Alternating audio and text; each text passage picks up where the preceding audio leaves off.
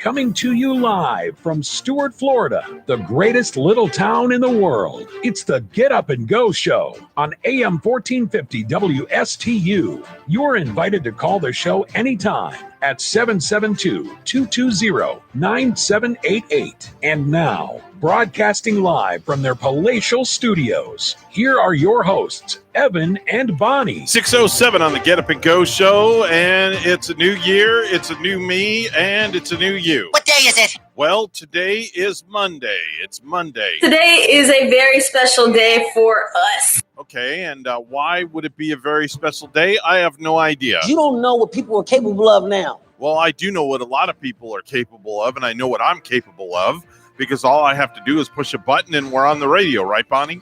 Yeah, that's all we have to do. Pretty simple. Modern technology is above the rest. It is. Modern technology is above the rest. And is it a brand new you this morning, Evan? It is a brand new me, and the band is here bright and early on a Monday.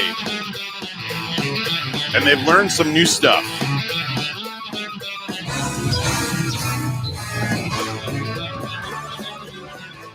That is some serious hardcore swing music.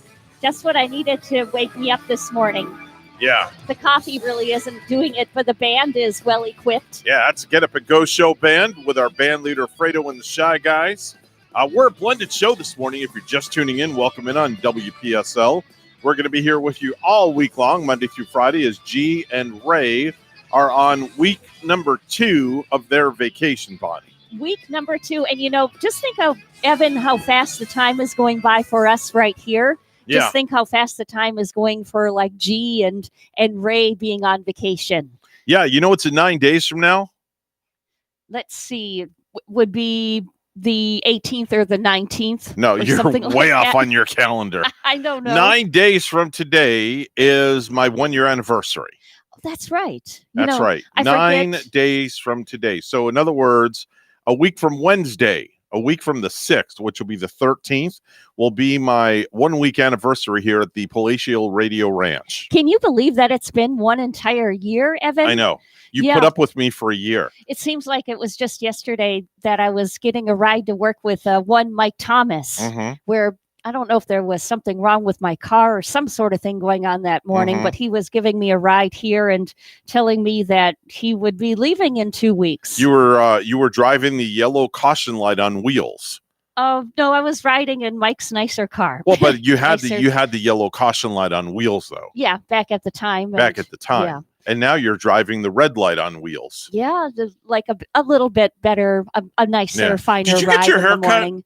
I did. I noticed. I just happened to glance over at you and noticed. Yeah. First time I'm glancing over at you this morning because I was buried in my computer because our show prep service is back online. Those guys are back from vacation. And I'm like, oh, wow, she got her haircut this morning. Got a few inches off the bangs and a few inches off the length. Got it thinned out a little bit. Mm-hmm. You can see my eyes now this morning, right? Yes, and I can. Well, your eyes are always vibrant. But I can actually see my news stories a little better, too, this morning. Oh, okay. I don't feel like Cousin It anymore. Cousin It. Cousin It. Okay. No, your Cousin Bonnie. Yeah, I could have saved myself some money on next year's Halloween costume and just let my hair keep growing. Right. And there be you Cousin go. It for Just Halloween. be the extra member of the Munster family. That's all. That's right. Anyway, hey, how was your New Year, by the way, Bon?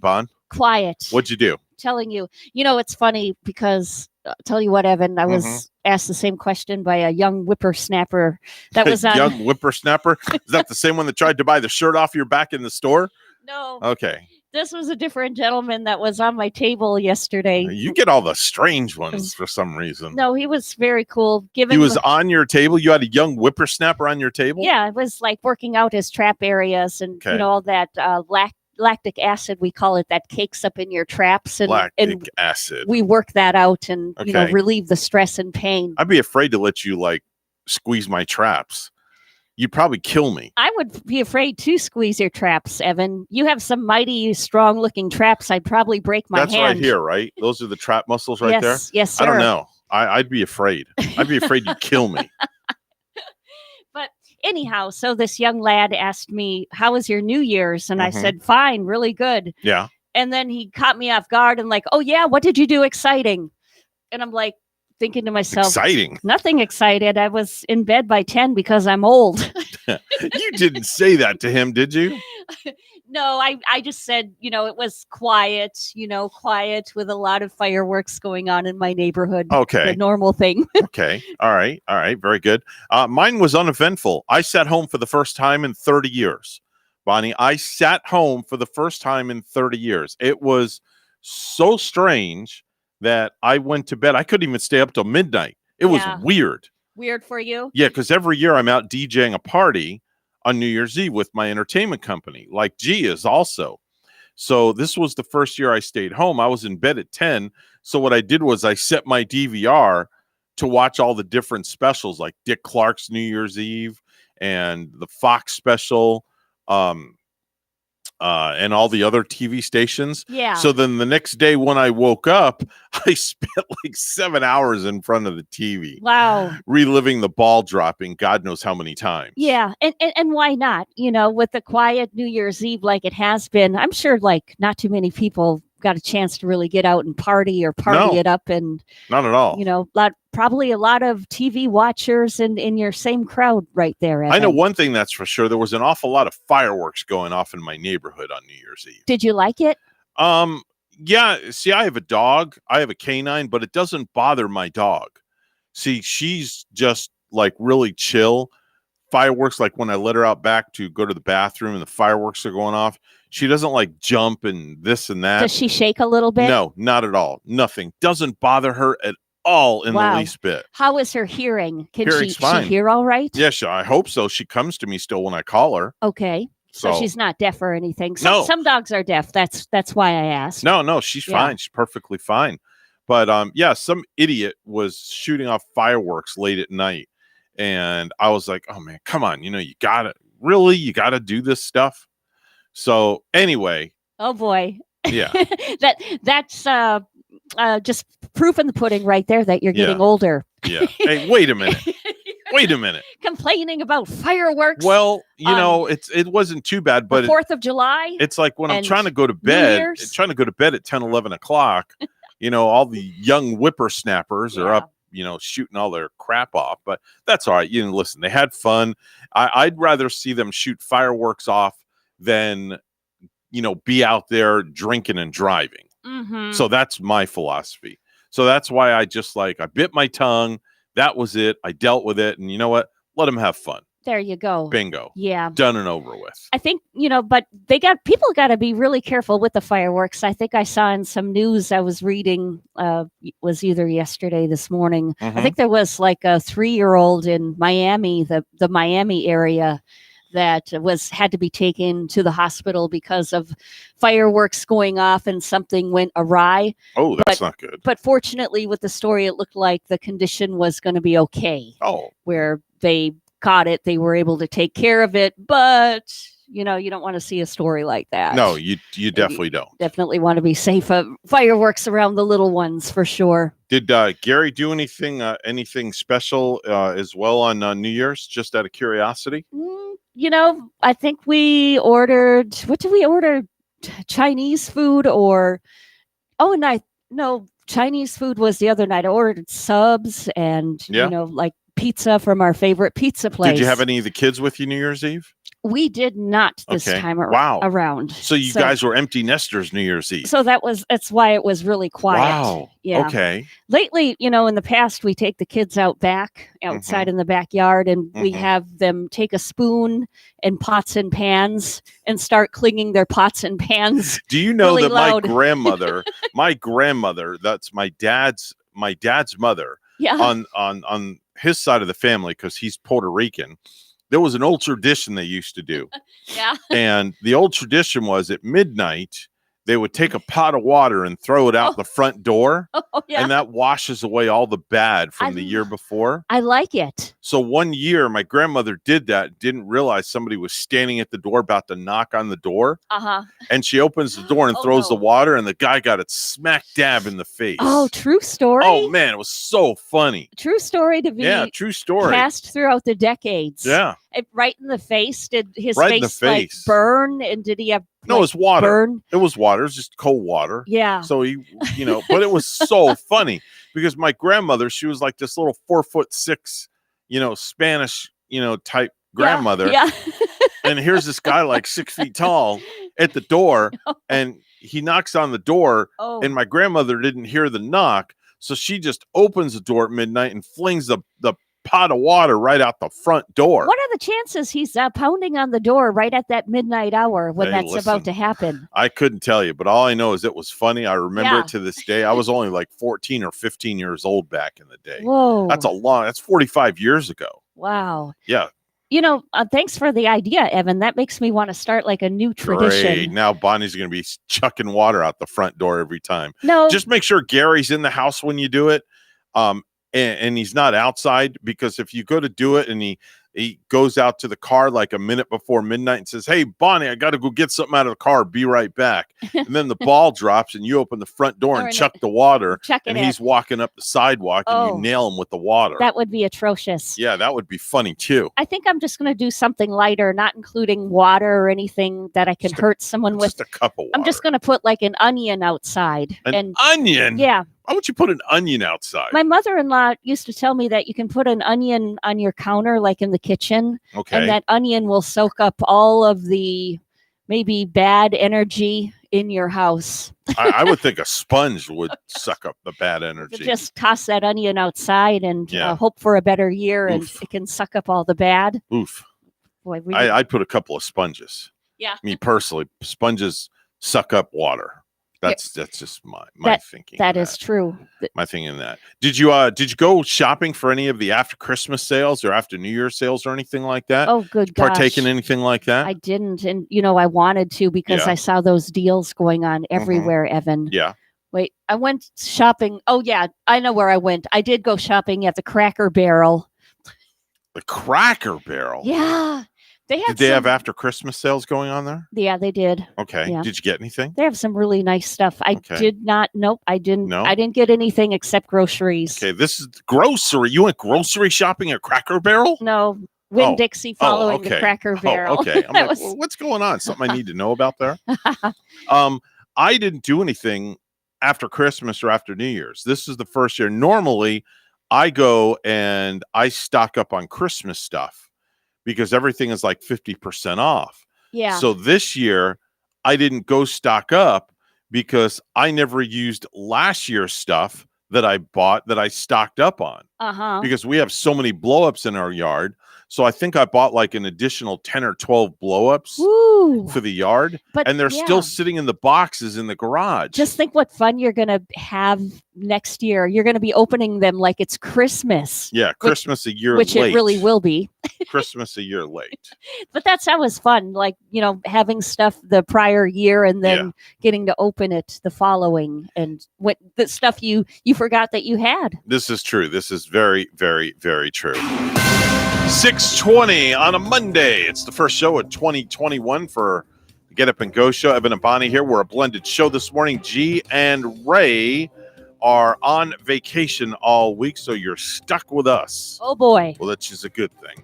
Anyway, let's go to the news desk, and here is my almighty goddess of radio, my co-host, Bonnie Ashley. Well, good morning, Evan. And another 97 deaths in Florida are blamed on the coronavirus. More than 10,000 new cases were reported yesterday. A South Florida Republican is joining those who will contest Joe Biden's victory. Congressman Brian Mast said yesterday he'll oppose certifying the presidential results on Wednesday. A congressman from the Panhandle says he's standing up for the tens of millions of Americans who have serious concerns about the election. Republican Matt Gaetz was on Fox News last night to discuss his plans on Wednesday to contest the Electoral College results. Gaetz claims Republicans are just doing what Democrats have done in every election won by a Republican since 1989. A congresswoman from Central Florida is sharing her thoughts on a phone call by President Trump. In the call recorded Saturday, Trump can be heard urging Georgia's Secretary of State to find enough votes to overturn the election results. Orlando Democrat Val Demings calls the president's conduct shameful and disgraceful. The B117 strain, which experts actually, let's start this story over. I apologize. Here we go. State and local leaders from across the Treasure Coast held a news conference Saturday afternoon addressing the new coronavirus strain found in Martin County this week, along with efforts to distribute the vaccine to health workers and seniors. The B117 strain, which experts say is more contagious than the more common variant of the coronavirus, was first identified by Florida health officials Thursday night. State Representative Toby Overdorf, Palm City, said Saturday the man who has the new strain is a 23-year-old Martin County resident with no history of travel outside the state or country and is now out of isolation. The man is not experiencing any COVID-19 symptoms. Officials did not respond to questions regarding where the man may have visited in the county prior to his diagnosis, saying it was an issue of protecting his privacy. Carol Ann Vitani, health officer and director of nursing for the Florida Department of Health in Martin County, said Saturday the B117 strain was found through a random sampling surveillance program conducted by the Centers for Disease Control. The St. Lucie Medical Center welcomed one of the first babies born in St. Lucie County in 2021. Sergio Jr. Valehi Montez was born on January 1st at 4:11 a.m., weighing 8 pounds and 10 ounces. And lastly, Dolly Parton and Bee Gees singer Barry Gibb have teamed up for a remake of the Bee Gees classic song Words. Can't wait for this. The single was released Friday and will be included on Gibb's upcoming album Greenfields. The Gibb Brothers Songbook Volume 1, the album, will be released on January 8th.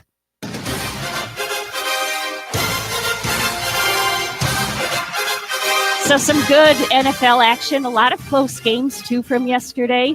Of course, the Buffalo Bills way outscored Miami 56-26. Baltimore on top of Cincinnati 38-3. Cleveland wins by only 2 points over Pittsburgh. Minnesota and Detroit, that was a close game too. The Vikings come on top. The Jets losing to New England yesterday. Tampa Bay a 44-27 win over Atlanta. Green Bay winning 2 over Chicago. We had Las Vegas topping Denver 32-31. The score of that game. Indianapolis beating Jacksonville and also winning from yesterday. Los Angeles over the Chiefs.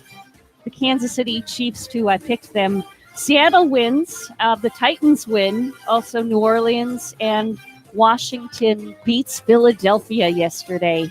News time. It's 6:24. We'll have weather and traffic together next.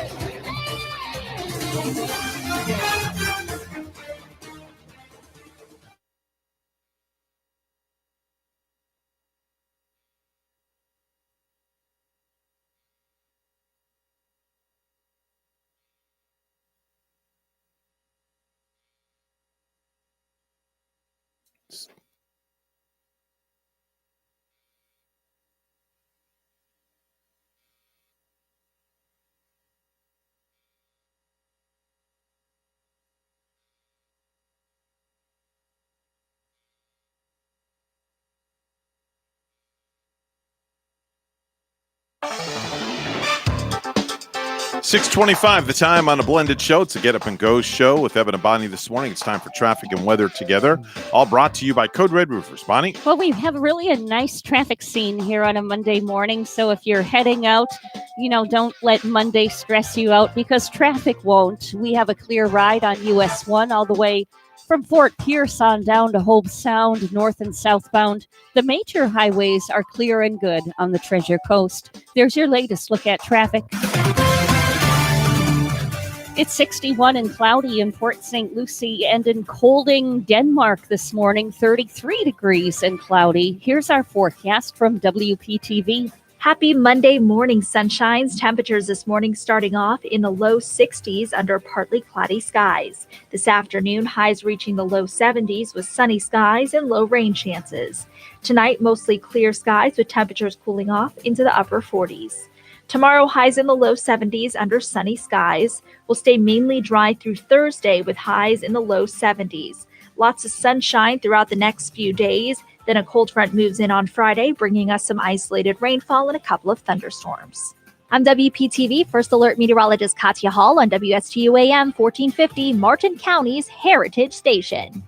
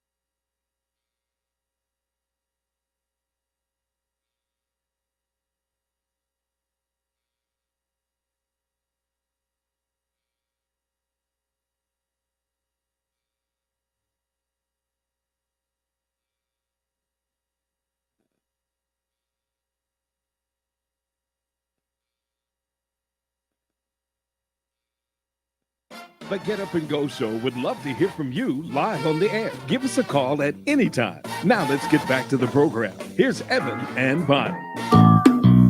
Do you like spaghetti? If you didn't know, today is National Spaghetti Day. Yes, I do. National Spaghetti Day. Get back to spaghetti. Oh, there goes spaghetti. Oh, there goes spaghetti. Something to spin our fork in. Alone eating my spaghetti. That's a spicy meatball. That's a spicy meatball. It's National Spaghetti Day, Bonnie. I love it. You know, Right? I think spaghetti is like maybe my number one thing to eat. And I think it even surpasses pizza on Really? that list. Wow. I just love me my pasta. And Wow. What you kind know- of spaghetti do you like? Now, there's different types. There's thin, there's regular, there's the fettuccine noodles. oh, I like it all, Evan. Do you really? I can lap it all up, of course. Did you just say you can lap it all up? Yes. Wow. Like a dog. Oh my gosh. I Wow. just love me some noodles. So you'll just we just flip the switch and you're just like an instant vacuum. You know what my favorite one is lately, though? What? Here's a dish that folks at home might like to try. Okay. I get fresh scallops. I go and get scallops. Yeah. Yeah, from the deli. I usually get it from fresh ones from Winn-Dixie The or deli. yeah, like you know, Scallops in the deli? yeah, fresh fish from the I've deli. never heard. Well, oh, okay. Are you sure I'm talking about the meat department? I'm talking. Well, actually, the fish department, Fish like department. deli fish. I was going to say department. because the deli only sells like lunch meats and Yeah. cheeses. I'm like, you just threw me there for a loop. I consider. I guess I consider it the same thing. But you Okay. know, the deli fresh area where Okay. you get the fresh Yep, fish. I got you. You either do it at Publix or do it at Okay. Winn-Dixie. Sometimes I get the really tiny, those baby scallops go okay. well. Okay. And then if I get the jumbo scallops, I kind of chop them up just a little bit. So I fry them in a pan, I saute them, Mm, and I make fettuccine noodles. okay. And then I put in Alfredo sauce with the scallops on top, and pour that Parmesan of the Parmesan cheese. Yeah. Okay. Parmesan the grated cheese. Parmesan cheese. Okay. Yep. And there you have just a very good spice, or just a very good Alfredo scallop dish. Yeah. So instead of what most people would order at the restaurant, shrimp Alfredo. Shrimp Alfredo is always a favorite. Fettuccine Alfredo. Oh yes. It would be scallop fettuccine Alfredo. Scallop fettuccine Alfredo. Yes, and scallops are good on there because it provides like a kind of sweet flavor. Okay. You ever notice about a scallop? It has that sort of sweet flavor, in the fish. Yep, I've had scallops before. My wife tried them the other night. About a week or two ago, when we went to Hokkaido for dinner, she tried the scallops, and they were really good. That's one thing I've never had at Hokkaido. I have to try the scallops. Try the scallops. I think next time I go. They are to die for. I'm always one to get the shrimp and lobster on my on my rice. Ah, little surf and no turf. Yeah. There you go. Oh no, wait! I get the turf too because I do order the prime rib or whatever the steak that comes with it too. Oh, okay. So you do surf and turf. Kind of like the 3 deal. Okay. The triple delight is what I get. The triple header is what they call it. All right, very good. Let's do some viral videos.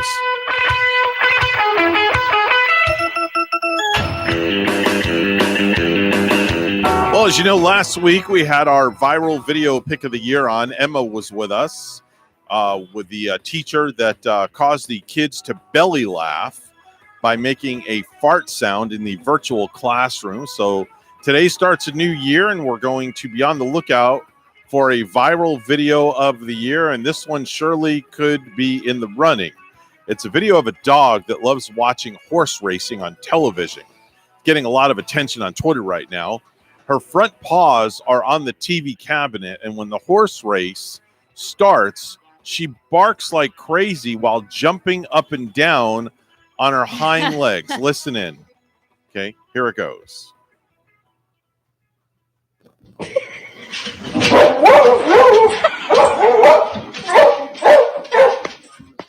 the craziest thing in the world. See the dog jumping up and down? It's crazy. Probably bet some big money on this racing. Yeah. Probably pick Fido in the 7th race. Right? On a Quinella or something like that. That was crazy. That's one happy dog. That's a very, very happy dog. I wonder if it gets that excited when it watches like golf and maybe Tiger Woods doing his golf swing too. And then somebody in Michigan apparently dug a racetrack path in the snow so their 2 dogs could run around.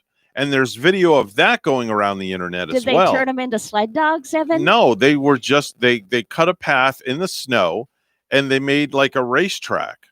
And they are just running all around. Oh, that's nice. Crazy. Yeah, dogs, they really love to play in the snow.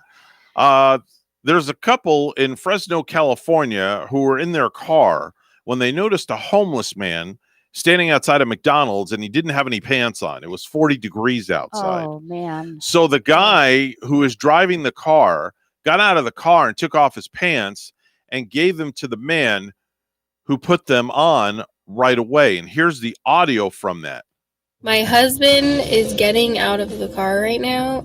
He's going to give this guy his pants. He just said he lost his cart a few months ago, and so he doesn't have anything at all. He doesn't have any clothes. He's just what he has on. Mind you, it is 40 degrees outside right now, so it is pretty cold here where we're at in Fresno. It's going to like literally make me cry. I think that's mighty big of that guy to do that. Yeah, I believe so that it is. And, he was in the car, so he was concealed and just gave his pants to the guy that was out in the frigid cold temperature of 40. And, I don't think I'd like to be in 40 without my pants. No, definitely not. No. Definitely wouldn't be a good thing. Here's another viral video that happened this past Friday. A couple of base jumpers parachuted off the rooftop bar of the Grand Hyatt in downtown Nashville, Tennessee. It was a 25-story jump, and they landed safely. A woman at the bar shot video and posted it on Twitter. Turns out that they were staying at the hotel, but they were evicted and are now banned from the place. Listen in. Oh my God. Oh my God. Oh my God. Oh gone. Oh my God.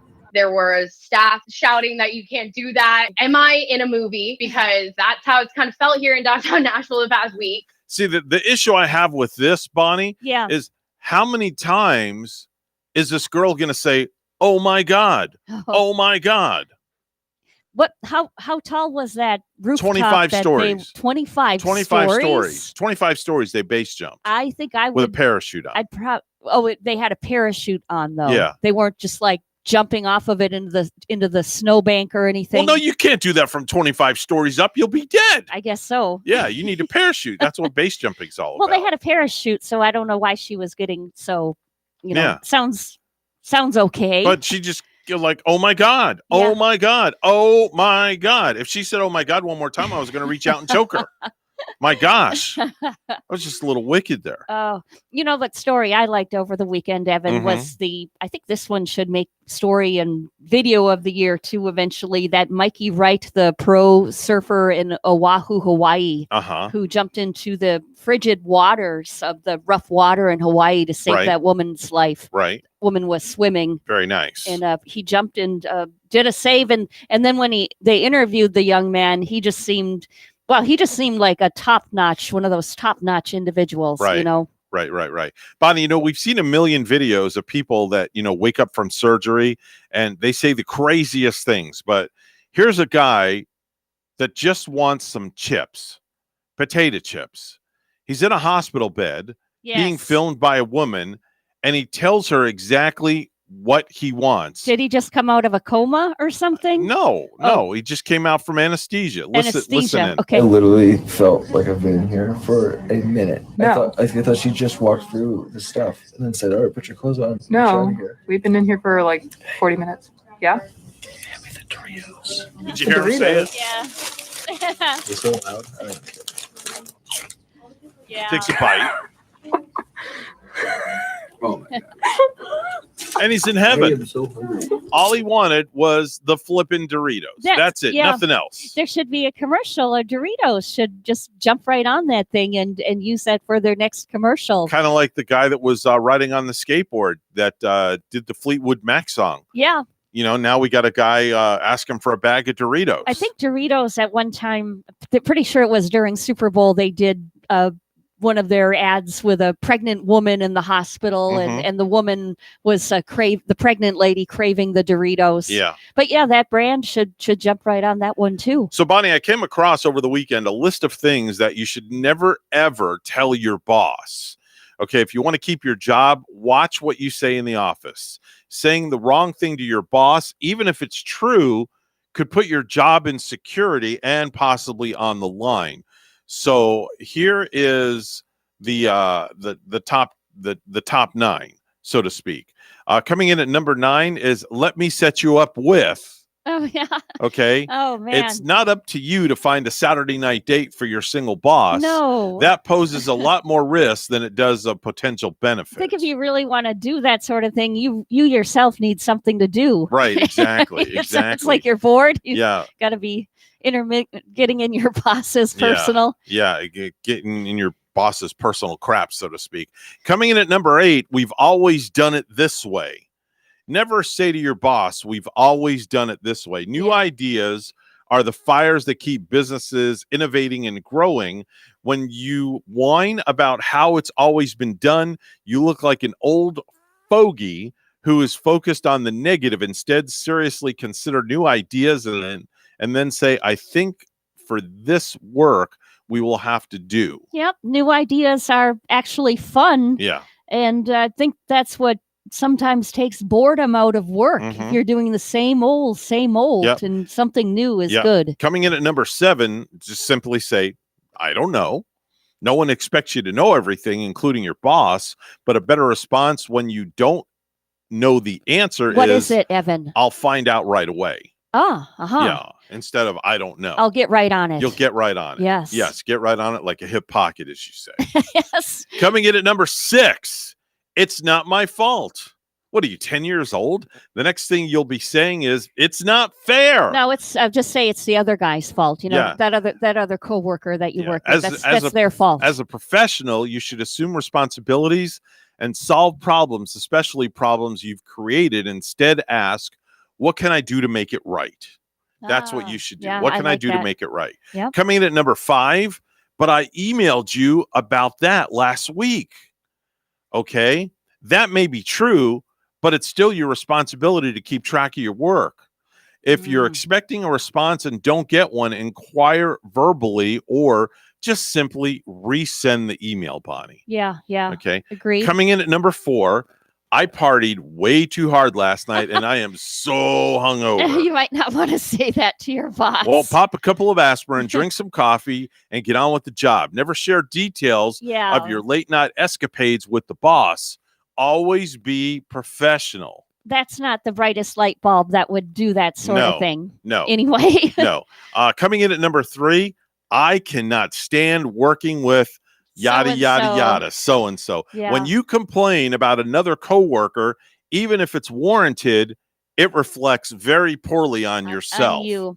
Yep. Exactly. Yep. Exactly. Agreed for sure. Exactly. Coming in at number 2, Bonnie, that's just, that just isn't possible. To tell your boss that isn't just possible, well, even if it really isn't impossible, don't admit it. And your boss will want you to make it possible. Right. Instead, focus on what can be done, solve problems, do not create new ones. Mm-hmm. Okay. And coming in at number one, Bonnie, never go up to your boss and just say, I need a raise. Oh, I thought you were going to say something like, I'm hungry. No. Is that allowed? No. I need a raise. Yeah. That is not to say you can't ask for a raise during salary negotiations, but don't phrase it in terms of what you need. Instead, simply negotiate. Negotiation. Mm-hmm. So instead of saying, I need a raise, you go in and you say, I've been here for the last so-and-so. I've done this, and I do that. And I wanted to discuss with you a possibility of a pay increase. Yeah, you got to be prepared and bring your bargaining chips to the table. Yes, for sure. And, maybe write them down and follow up on them and, review them with your boss and go over the things that you have done to help the company prosper a little bit more. Definitely. So, Bonnie, did you know that a greeting card has been touched by 25 other people before you actually buy it? That greeting card that you went to the store to go and buy has been touched by over 25 other people. So you might want to get some hand sanitizer and spray down the greeting card section. Do you think cards, Evan, are going to be here to stay? Do you think they'll always be here? They'll always be here. No, they'll always be here. I mean, I kind of consider that because, when somebody just gives me a card, it's nice, but 9 out of 10 times the cards are tossed in the garbage can, right? I sent a couple of cards down to my son down in Miami, Dylan, for his birthday, and he treasured those 2 cards like you have no idea. I mean, I do have probably cards from my mom and dad up in my attic, postcards that they've sent when they've been on trips. Right. Those kind of things, I guess I have saved. Okay. But even Gary and I have spoken to one another about, giving each other cards. And it's like, why? Because, half of the time they're tossed. Rachel and I will do it, but we'll do it for like birthdays or an anniversary or something like that. And that's really the only, or Valentine's Day, but that's really about it. Did you know the average American will not finish paying off their holiday debt until July, 6 months later? See, I think that's a little bit extreme, but at least they have a due date on, when I think if you do that kind of spending, Evan, you should give yourself a due date. Yeah, definitely. And put yourself up to something that you're going to set a goal. Have a financial plan. I mean, that sounds extreme for me. Like, I like to have it paid off right away or, within that first month. Right. I guess I just don't spend that extreme just because it's the holiday. Yeah, exactly. Try to stay within the budget. Did you know that 12% of people have gone through a neighbor's trash? 12%? 12%. Have you ever gone through a neighbor's trash just being out of curiosity? You see something out there and you're curious. Have you ever walked over and just kind of like I have brought home. I've brought home items. So have I. I've done it. I'm guilty. Yeah. You're guilty. We're both guilty. We'll admit it. Yes, we're trash divers. I found a really nice area rug one time for the Did front you really? door. It was like brand new. Okay. So it's Saturday morning. I'm out running. I picked this rug up. I was like a couple blocks from the house. Wow. I ran home with this new used rug, and I was so excited. Wow. I mean, yeah, I picked stuff up from, kind of like neighbors before that. I guess what their, their treasure, my treasure is, what's the saying I'm looking for? Well, you know what they say. Another man's trash is another man's treasure. Thanks. Yeah, there you go. That's just what I was Or trying another to get at. woman's trash is another man's treasure. Right. But then again, not in a relationship, because if a guy dumps a girl, then somebody else picks the girl up and now he's got the girl and the other guy has nothing. Yeah. So, you could look at it kind of like two ways or something of that sort. Okay. It is 6:47 this morning. Don't ask me why I went there. I have no idea. 6:47 this morning. Well, that's what happens when we're doing the first show of the new year. We're getting a little crazy. Anyway, it's a blended show this morning. G and Ray on vacation. And of course, Evan and Bonnie here with you on the Get Up and Go show. It's news time. Let's go to the news desk. Here's Bonnie once again. Thank you, Evan. State and local leaders from across the Treasure Coast held a news conference Saturday afternoon addressing the new coronavirus strain found in Martin County this week, along with efforts to distribute the vaccine to health workers and seniors. The B117 strain, which experts say is more contagious than the more common variant of the coronavirus, was first identified by Florida health officials on Thursday night. State Representative Toby Overdorf of Palm City said Saturday the man who has the new strain is a 23-year-old Martin County resident. The man is not experiencing any COVID-19 symptoms, and the man has no history of travel outside the state or country, is now out of isolation. Officials did not respond to the questions regarding where the man may have visited in the county prior to his diagnosis, saying it was an issue of protecting his privacy. Carol Ann Vitani, health officer and director of nursing for the Florida Department of Health in Martin County, said Saturday the B117 strain was found through a random sampling surveillance program conducted by the Centers for Disease Control. A father is in stable condition after he was shot multiple times Saturday morning by his adult son in Palm City, according to the Martin County Sheriff's Office. The shooting happened just before 5:30 a.m. at a home on Southwest Peach Palm Lane in the gated community of Canopy Creek. Investigators said the 46-year-old victim called 911 and said his 23-year-old son who lives at the home had shot him. When deputies arrived, the son was still inside. The father was transported to the hospital where he underwent surgery. The sheriff's office said the son was taken into custody and is being interviewed by detectives. The motive for the shooting has not been determined.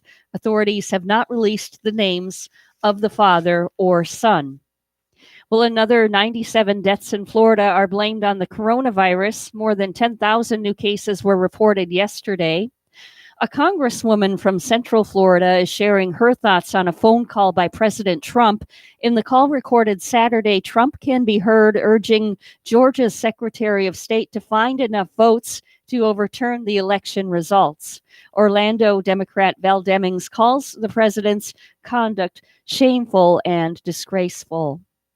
A Malaysian court on Monday announced it would not reopen a probe into the death of an Irish teenager whose body was found in a jungle after she went missing during a family holiday, saying she likely died of misadventure.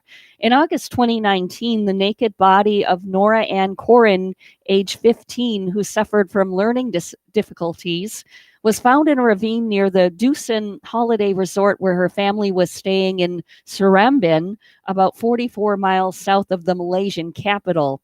On Monday, the Seramban Coroner's Court closed the inquiry, saying there was insufficient evidence to indicate foul play. Police had earlier ruled that out, but her family questioned the findings and said she had never before left them voluntarily. Malaysia opened an inquest into the death in August at the family's request, with proceedings streamed online due to coronavirus restrictions. The court on Monday ruled that there was no one involved in Corin's death, and it was more likely she had simply got lost in the jungle.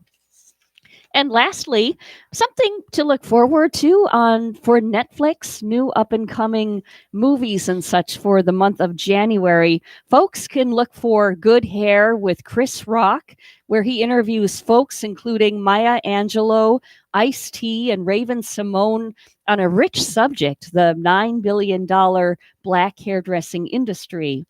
Also catch Into the Wild on Netflix during January. Sean Penn excellently directs the poignant true story of the rich kid who, disillusioned by his violent polygamous father, gave his money to charity, lived solo in the Arkansas wilderness, and died from eating wild potato seeds nobody knew were toxic. Also coming to Netflix in January, Mystic Pizza. Look for Superbad. Look for The Departed too, with Leonardo DiCaprio. Our news time is 6:52.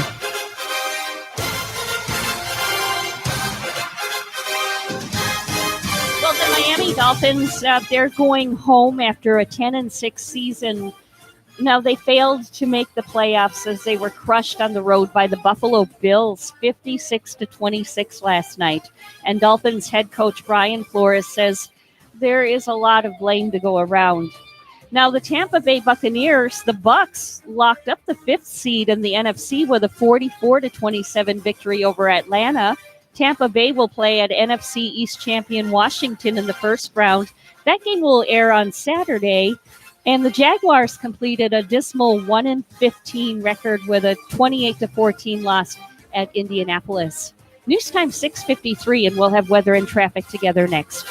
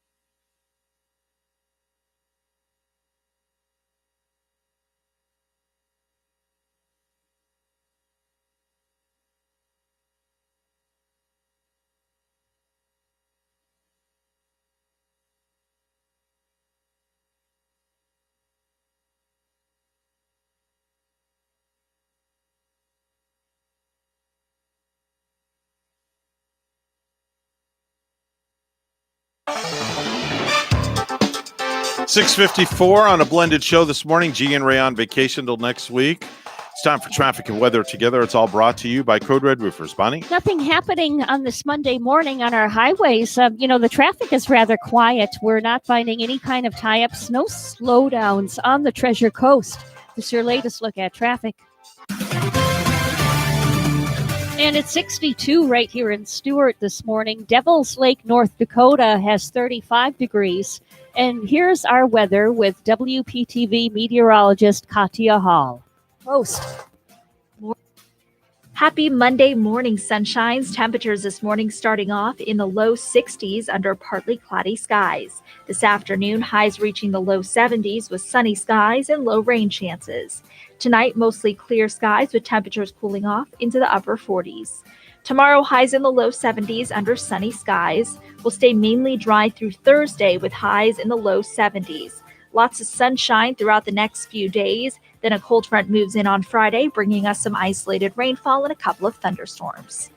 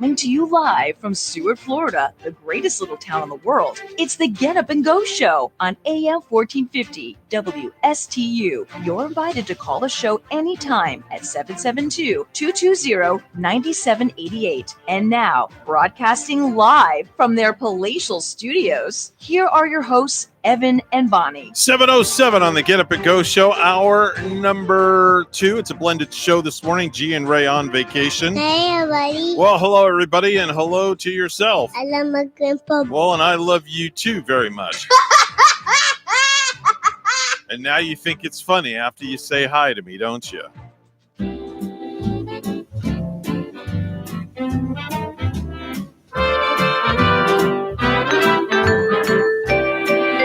Welcome into the program. It's the Get Up and Go Show with Evan and Bonnie. We're a blended show this morning. G and Ray, of course, on vacation. You're listening to the tunes of the official Get Up and Go Show morning show band. That's right.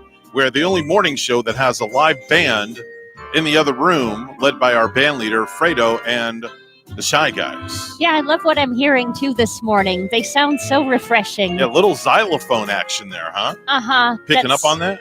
A nice, soft xylophone sound, like you mentioned. They've learned a lot of new songs, bringing in the new year, so they're previewing them today on the morning show from our palatial radio studios. And I will say this much, our radio studios are very palatial compared to WPSL.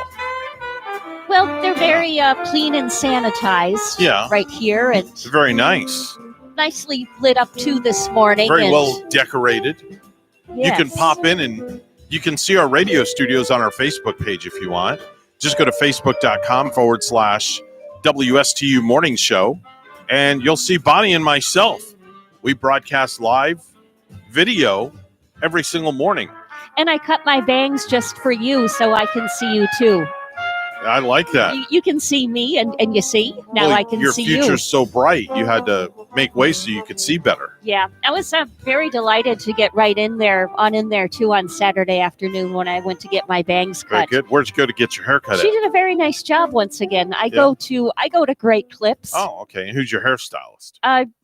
Becca is my stylist over there. All right. So when you make your appointment, you always ask for Becca. I do. I usually do. And I go to the one that's over on PSL Boulevard right by the Winn-Dixie. Very, very nice. And they got a good one, too, where I work in Palm City over on High Meadow. They have another Great Clips. Well, I do like your new do. The new do is all you. That's the way I look at it. The new do is all you. Now I just need some color. I might color it, too. Color it. You know, Rachel got her hair colored, What color did she do? She did a kind of like it's a, I don't know what the heck you call it. It's where it's like blonde, brown, blonde, brown, blonde. I forget the technical term of what it's called. Hopefully she'll text me or she'll call me and she'll let me know what it is. Yeah, I'm hoping because I just can't think of it myself. Looks really cool, though. Yeah. I like it an awful lot. Let's do some birthdays and anniversaries.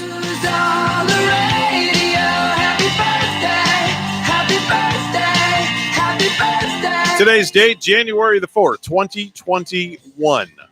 2021. Good riddance to 2020. We're in 2021. Bonnie, what do you have this morning? I don't have anybody to wish a happy birthday to, really. Nobody? No. Okay. I don't. Okay. Yeah. Well, let's see. I'll wish my twins a happy belated birthday. I'll wish Darren a happy belated birthday. I'll wish Rachel a happy belated birthday. And, God, you know what's scary? What's that? I have a birthday coming up in 2 months already. That's weird. It is weird because, I feel like it was just yesterday I turned 60. So do I. I have another birthday and then coming here's up, the too. scarier Was mine part. before yours or after yours? What month is yours? Is in March, but yours is right around St. Patrick's Day. I'm on St. Patrick's Day. All right. Mine's just a little bit before yours in March. But here's the real scary part of this whole birthday thing, Bonnie. Yes. Gavin is going to be 18 in 4 months. Well, that's really cool. And, Gavin is going to be graduating this high school this Gavin, coming year, my right? youngest child, is going to be 18 on the 20th of April. Go figure. Is it making you feel a little bit older this morning? Yeah, it's weird. Yeah. And speaking of weird, I had a very weird dream last night. What all about? All I can say is it included Ronda Rousey, the MMA fighter turned pro wrestler. Really now? Yes. I thought it included Ronda Rousey. When you said Rowdy Ronda Rousey, I thought you might be talking about a stripper of some sort. No. She's a wrestler. She's a wrestler and MMA fighter. Uh-huh. I had a very strange dream involving her last night. You did? Can you Yes. can you No. reveal it? No. Is it clean? No, we cannot reveal it. Oh, isn't it fascinating when you dream Yeah. of celebrities? Yeah. I haven't really done that in a while. I mean, it wasn't X-rated, but I just choose not to reveal what it was about. Okay. It was a good dream. Don't get me wrong. I mean, were you on some sort of exciting adventure or I anything? thought you were going to ask me if I was on a drug or something. No adventure. Just the dream was on an adventure. Yeah. I will say that much. You know what's weird? I had the biggest celebrity dream that comes to mind. Gary Busey. Brian I Williams. don't know if I've ever had Gary Busey in my dream. Fredo. Actually, the Osbournes. The Osbourne? Ozzy? Yeah. Really? So, like, I had a dream that Did you dream that he was standing in front of you and he bit a bat head off? Oh, heavens to golly, no. Okay. I was over there for Christmas and I just sat down for dinner with the entire Osbourne family. Really? It was in my dream. So very we had interesting. Sharon there and Kelly and Jack, Okay. Ozzy was there. And they just made you one of the kids. They just kind of made me feel like one of the family. Okay. And, I mean, it was a good dream. But, when you dream of celebrities like that, don't you just wonder what in the world made me have that dream? Yeah, exactly. It's like, Deanna Carter's 55 years old today. That's the tiny country beauty who goes barefoot in concerts. She's celebrating a birthday. Deanna Carter, 55 years old today, Bonnie. oh, she's 55? 55. And Would you believe it? She goes barefoot in concert? Yes, she does. I'm just thinking of the line "barefoot girls dancing in the moonlight." I'm thinking this lady's a whole lot younger than 55. Yep. David Foley, 58 years old today, of News Radio and Dr. Ken and Kids in the Hall. Graham McTavish is 60. That's the Saint of Killers on AMC's Preacher. Michael Stipe, 61, from REM. Remember that group, REM? Sure do. Mhm. Whatever happened to REM? Losing My Religion is the only song I can think of they ever did. Yeah, they were really popular right around 94 and into like maybe 97. Mm-hmm. Yeah. Yep. It's the end of the world as we know it. Did they do that one too? Let me see. Was Some that of the Talking hits. Heads? Well, some of the hits were Shiny Happy People, Losing My Religion. Oh, yeah. Man on the Moon, Everybody Hurts, and What's the Frequency, Kenneth? Everybody Hurts was like really popular, like right around 94. Yep. All of the kids were, listening to that Yep. ballad. Yeah. Max Frewer is 63 years old today. Do you have any idea who he is? How do you spell his last name? now? Frewer. Matt Frewer. Matt Frewer. Right. He is Max Headroom. Oh, okay. More recently, he was Dr. Leakey on yeah. Orphan Black, Anthony on Timeless, and Dula Q on The Librarians. Country singer Patty Loveless is 64 years old today, Bonnie. I know the name, but I'll be darned, Evan. I can't even name one single country music song by her. If you Google it, you'll find it. Okay. Bernard Here, Sumner. I was looking for it from you. No, sorry, I couldn't. Okay. You caught me off guard But I there. definitely know the name. Bernard Sumner, 65 years old today. That's the founder and guitarist of the New Order and Joy Division. Tina Knowles, 67 years old today. That's Beyonce and Solange's mama. Oh, the mom. The mom is 67. Oh, yeah. Yeah. Diane Cannon. Diane Cannon, yes. Policewoman? Diane Cannon, 84 years old today. The bombshell. She is Judge Whipper Cohn on Ally McBeal and the Lakers' #1 fan. She's in the Willie Nelson 1980 classic, Honeysuckle Rose. Oh, okay. Warren Beatty's 1978 classic, Heaven Can Wait, and the 1969 swinging classic, Bob and Carol and Ted and Alice. Wow. Diane Cannon, 84 years old today. Mm-hmm. Wow. Not policewoman. That No. was another lady that Yeah. I got it confused with. Celebrating a birthday in the heavens. Don Shula would have been 91 years old today. Would have been 91 years old today. The winningest coach in all of NFL history Yeah. with the Wow. 17-0 record of the Miami Dolphins. Amazing. Just think to still have him with us. Yep. Yeah. No, he's not with us anymore. I mean, just think if he was still with us. Yep. Yeah. Vanity. You know who Vanity is? Sounds like a It's not something you sit in front of. yeah, something that you have in your like looking in the mirror and you have vanity. Her 1980s hit Nasty Girl dominated the Beverly Hills cop scene, where Taggart and Rosewood follow Axel Foley into the strip club. Okay. Vanity, the song Nasty Girl. Floyd Patterson, celebrating a birthday in the heavens, heavyweight boxing champ.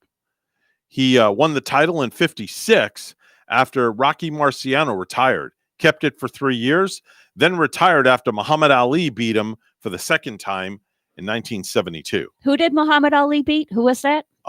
Floyd Patterson. Floyd Patterson. Yes. Yep. And of course, today is National Spaghetti Day. National Spaghetti Day. I'm all about that. National Spaghetti Day. And you know what else today is, Bonnie? What's that? Listen to this. National Trivia Day. National Trivia Day. I think this is great. Let me think. The brain. Just let me think. Oh, my brain hurts. This could be very interesting. Very interesting. My brain is like mush. It is National Trivia Day. It is National Trivia Day. Why don't you get a toupee with some brains in it? So you can eat your spaghetti and then play a game of trivia. It's National Trivia Day. That sounds like my kind of night too, Evan. And a little glass of wine, maybe to go with that. A glass of wine or two, maybe. Sounds like a great way to spend the night tonight. Definitely so. 14 years ago today, in 2007, Nancy Pelosi became the first female Speaker of the House. 14 years ago today.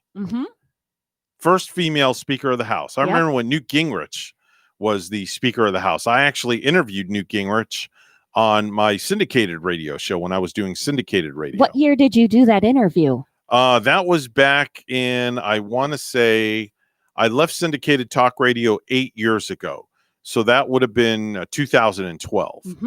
So somewhere between 2000 and 2012. Was he like one of your favorite people to be interviewing? Yeah, he was pretty cool. Yeah. He was very cool. Interesting stuff. 16 years ago today, in 2005, Ashley Simpson was booed off stage as she performed her song La La at the Orange Bowl.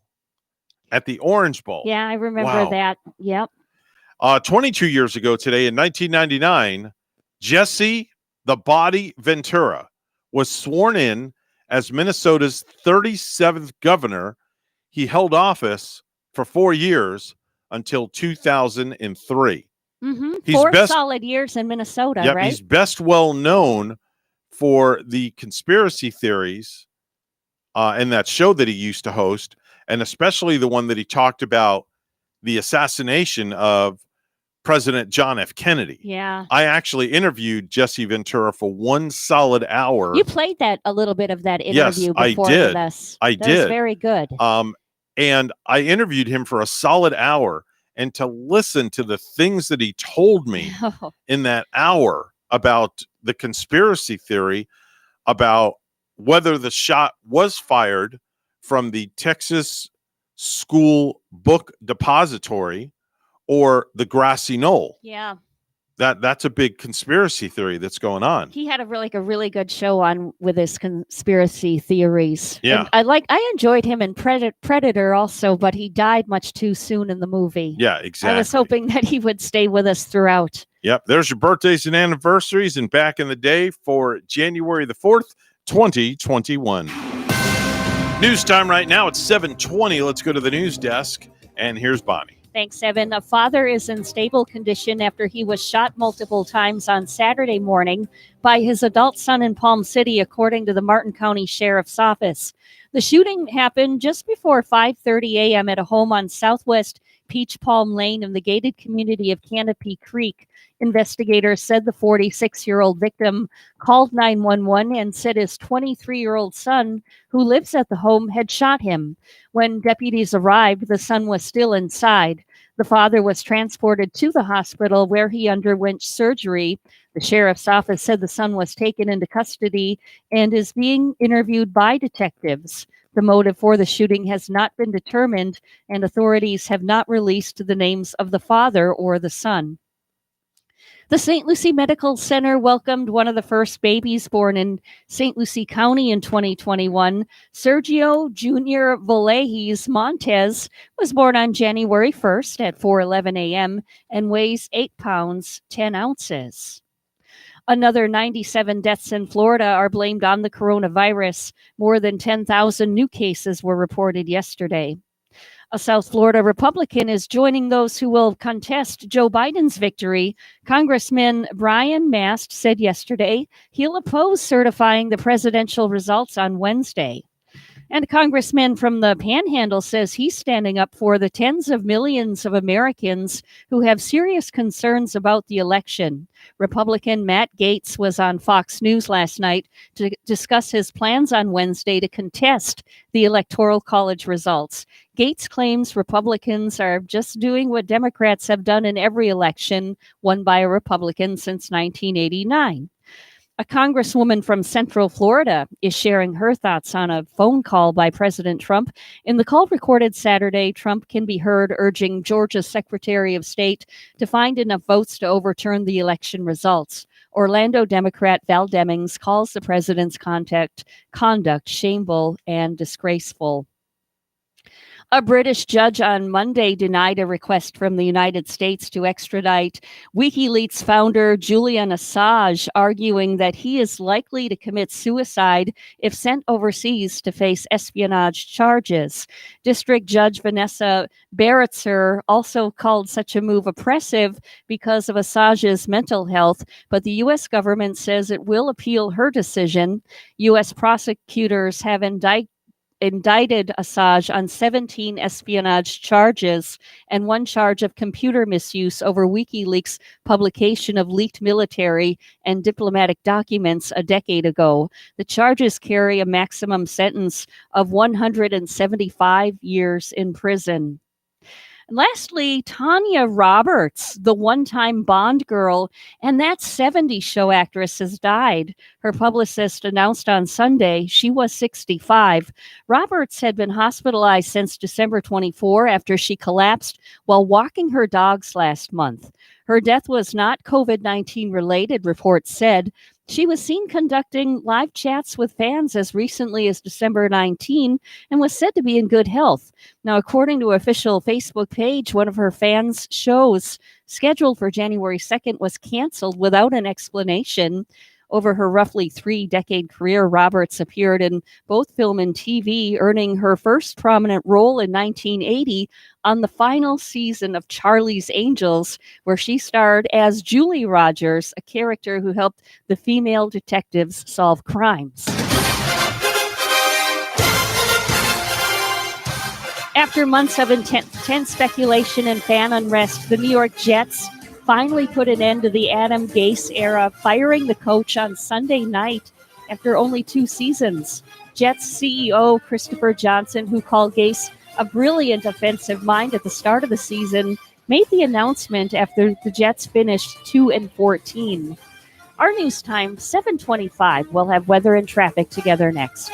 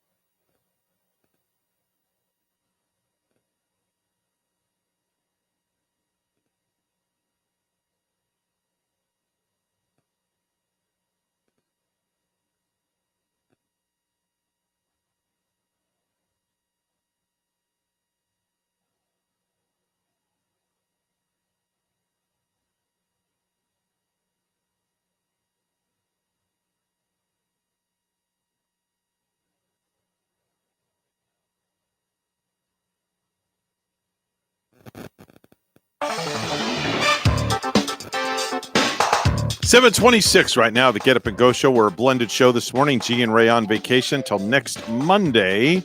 Time for traffic and weather together. It's all brought to you by Code Red Roofers. Bonnie? We have been just having an excellent Monday morning here on our travels. US 1 looks good. And for Martin and St. Lucie County, we have a good-looking ride, too, on our major highways right now. That's your latest look at traffic. And it's a cloudy 60 degrees in Palm City. In Kiruna, Sweden this morning, it's only 16 above. Here's our forecast at WPTV. Happy Monday morning, sunshines. Temperatures this morning starting off in the low 60s under partly cloudy skies. This afternoon, highs reaching the low 70s with sunny skies and low rain chances. Tonight, mostly clear skies with temperatures cooling off into the upper 40s. Tomorrow, highs in the low 70s under sunny skies. Will stay mainly dry through Thursday with highs in the low 70s. Lots of sunshine throughout the next few days. Then a cold front moves in on Friday, bringing us some isolated rainfall and a couple of thunderstorms. I'm WPTV First Alert Meteorologist Katya Hall on WSTU AM 1450, Martin County's Heritage Station.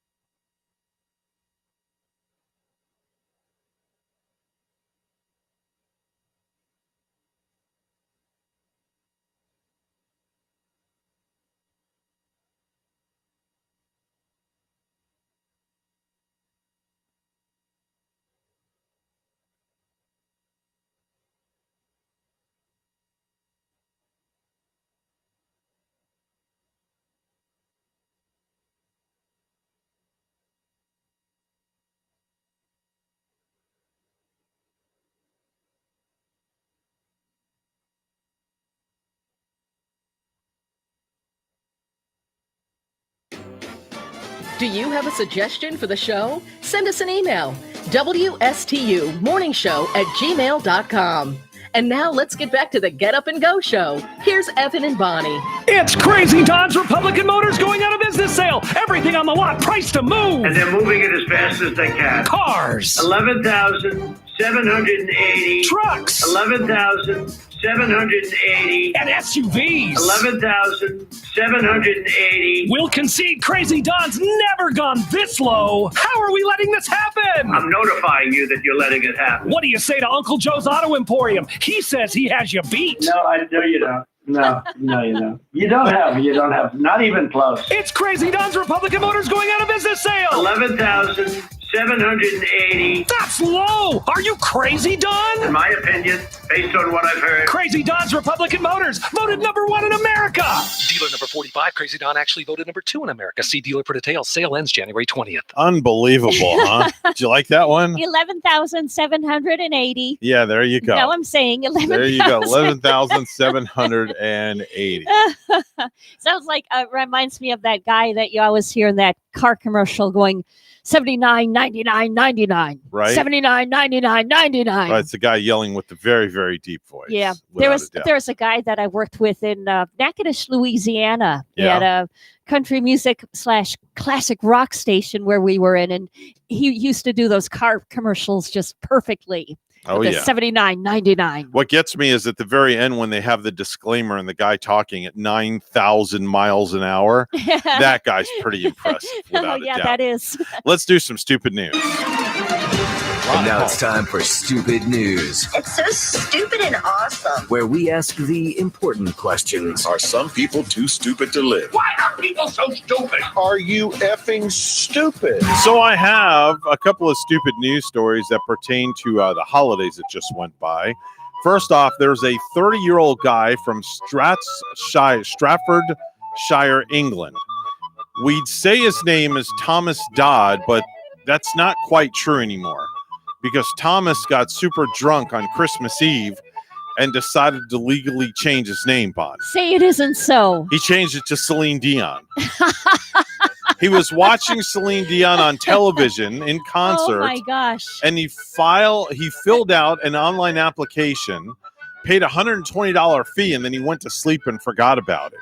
I mean, imagine how you would feel waking up in the morning only to find that your name is now officially Celine Dion. Well, a week later, he finds an envelope in his mailbox with paper certifying his name change from Thomas Dodd to Celine Dion. He had to be on a real bender to not remember doing something like that. Yeah, he says that he's planning to keep the name, quote, depending on how difficult it makes my life. I think he should make his New Year's resolution not to drink in 2021. He'll probably sing My Heart Will Go On.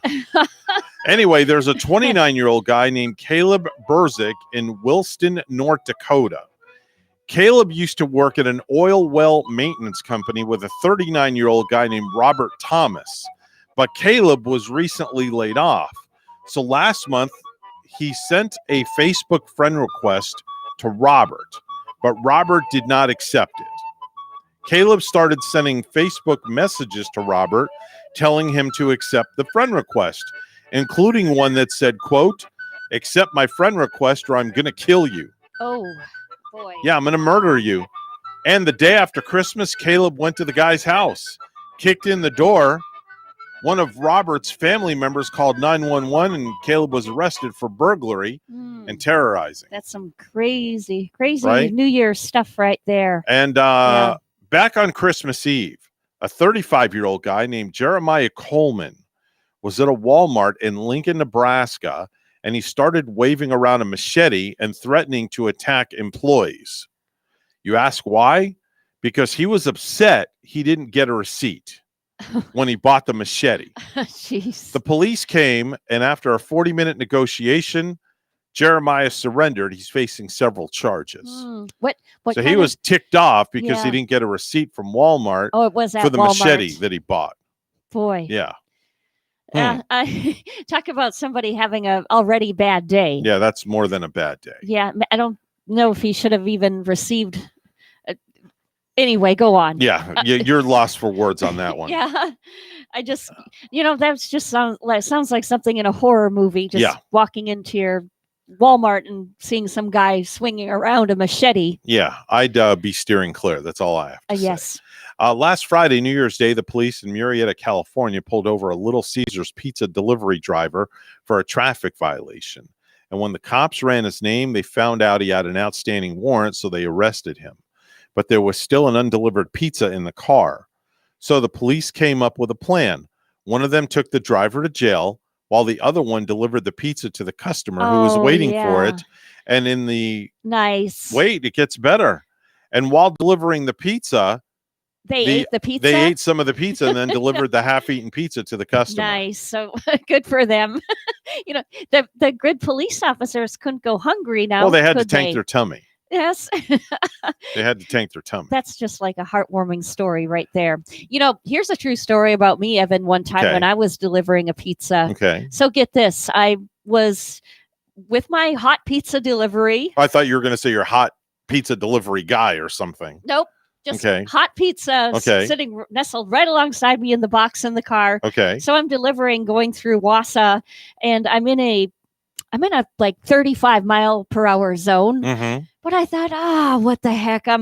It feels like country right here. So I stepped on it. So this house was way out in the country, but I was stepping on it. So I'm going 52 in a 35. Really? So I see the lights in back of me. I'm getting pulled over, right? Officer walks to the car, and I look out of my window, my little pizza cap on. The officer says, "Bonnie? Really?" Oh, I think we have the audio of your car. Yeah. That's Bonnie? what it sounded like, right? 52 and a 35? Yeah. And here's my old friend Darren, who I graduated with from high school. Wow. As the officer. Good morning. Good morning. You're on the air with Evan and Bonnie. Who's this? Good morning, Bonnie. Good morning, Evan. Good morning, John. Good morning, John. How are you, John boy? No worse, thank you.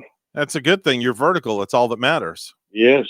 I was going to tell you, I went to school with one of the kids I went to school with. His last name was Schitt. Oh, okay. All right. Yeah, it's kind of like that. It's like that TV show Schitt's Creek. Yeah. Okay. And he got a yeah. He got a lot of ribbing, Bobby Schitt all through school. Right. So I met him about 25 years later at a class reunion. He had changed his name. Okay. To Harry. To Harry. His last name to Harry? No, his first name. To Harry. And it's Harry. I wanted to tell you what happened to me. Bonnie knows of a restaurant in a little bar area that had entertainment that I used to go to. Where was that, John? In Port St. Lucie.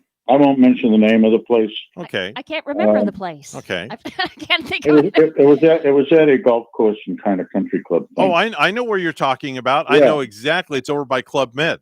Yeah, but anyway, when I got out of the car, I was headed to go in, and a lady was meeting me a little later, so I was alone, and a woman approached me, and she said, "How would you like super sex?" And I said, "I'll take the soup." Oh.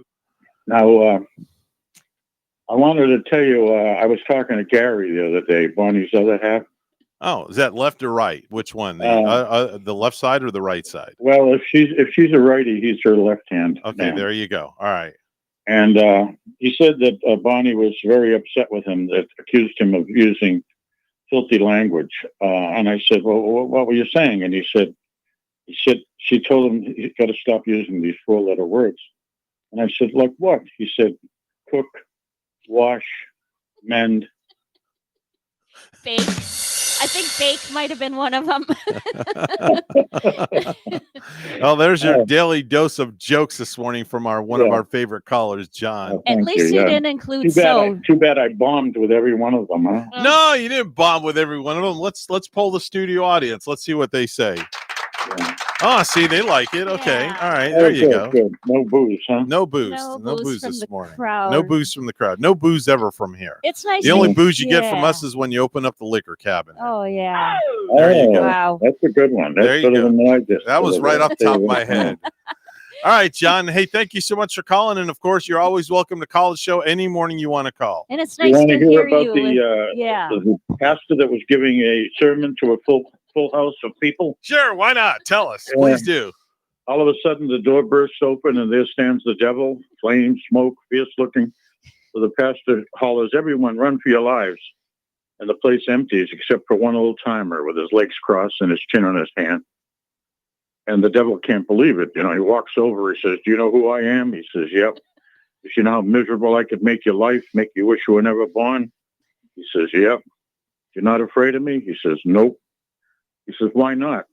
He said, "I've been married to your sister for 45 years. Oh. Okay.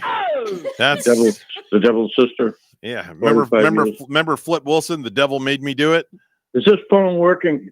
Yes, this phone is working very much. All right, John. Hey, thank you so much for calling. We appreciate it. All right. I'll talk to you next week. Have Bye-bye. a great day. Bye-bye. Hey, I love that new commercial with the devil lately, and he marries 2020. He goes on Match.com, and he looks up and starts dating a girl. Her name is 2020. All right. I like that. It's an amazing commercial. Great.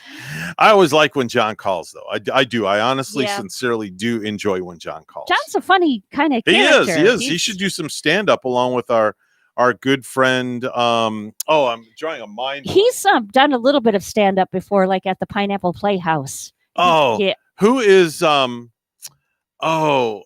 he does Seniors versus Crime. I'm drawing a mind blank. Seniors on his name versus is he Marty Jacobson? Oh, Marty. Yes, Marty Jacobson is a comedian also. So John should hook up with Marty Jacobson and they could go on tour all around Port St. Lucie and do a stand-up routine. We got to get Fredo to promote them. Yeah, we'll have to have Fredo promote them. Yeah, that'll be a good one. Awesome idea, Yes. Evan. All right, very good. I can see Marty and John together. That just I'd pay big money to see that. Yeah. One of two women accused of twerking on a Vero Beach police car and damaging it was arrested last Tuesday, while another is at large still, according to records in Vero Beach PD. This happened in our wholesome town of Vero? Yes, in Vero Beach, happened last week. Gee. Nikishia Aranda Norris. Boy, that's a name I wouldn't want to go through life. 25 years old, Vero Beach was arrested on felony criminal mischief and disorderly conduct charges after the incident in which a crowd of 100 to 150 people gathered under the Merrill P. Barber Bridge at a private event. Wow. Gets on a cop car and she just starts twerking. Amazing. Wow. Oh. What the heck is she thinking? And out of those 150 people, to do something like that, we are in those day and age now where I bet every single one of those 150 people had a phone in their pocket to record some video. I've seen the video already. It's pretty darn funny. You have already? Yes, I have. I have seen the video, and it is pretty funny. Would not want. It is pretty funny. I'm glad I wasn't there. Yes, it's definitely pretty funny. Yeah. And there's your stupid news for a Monday, January the 4th, 2021. From stupid news, we go to the real stuff. It's time for news once again. Let's go to the news desk, and here's Bobby. Thanks once again, Evan. State and local leaders from across the Treasure Coast held a news conference Saturday afternoon addressing the new coronavirus strain found in Martin County this week, along with efforts to distribute the vaccine to health workers and seniors. The B117 strain, which experts say is more contagious than the more common variant of the coronavirus, was first identified by Florida health officials on Thursday night. State Representative Toby Overdorf of Palm City said Saturday the man who has the new strain is a 23-year-old Martin County resident with no history of travel outside the state or country and is now out of isolation. The man is not experiencing any COVID-19 symptoms. Officials did not respond to questions regarding where the man may have visited in the county prior to his diagnosis, saying it was an issue of protecting his privacy. Carol Ann Vitani, health officer and director of nursing for the Florida Department of Health in Martin County, said Saturday the B117 strain was found through a random sampling surveillance program conducted by the Centers for Disease Control. The St. Lucie Medical Center welcomed one of the first babies born in St. Lucie County in 2021.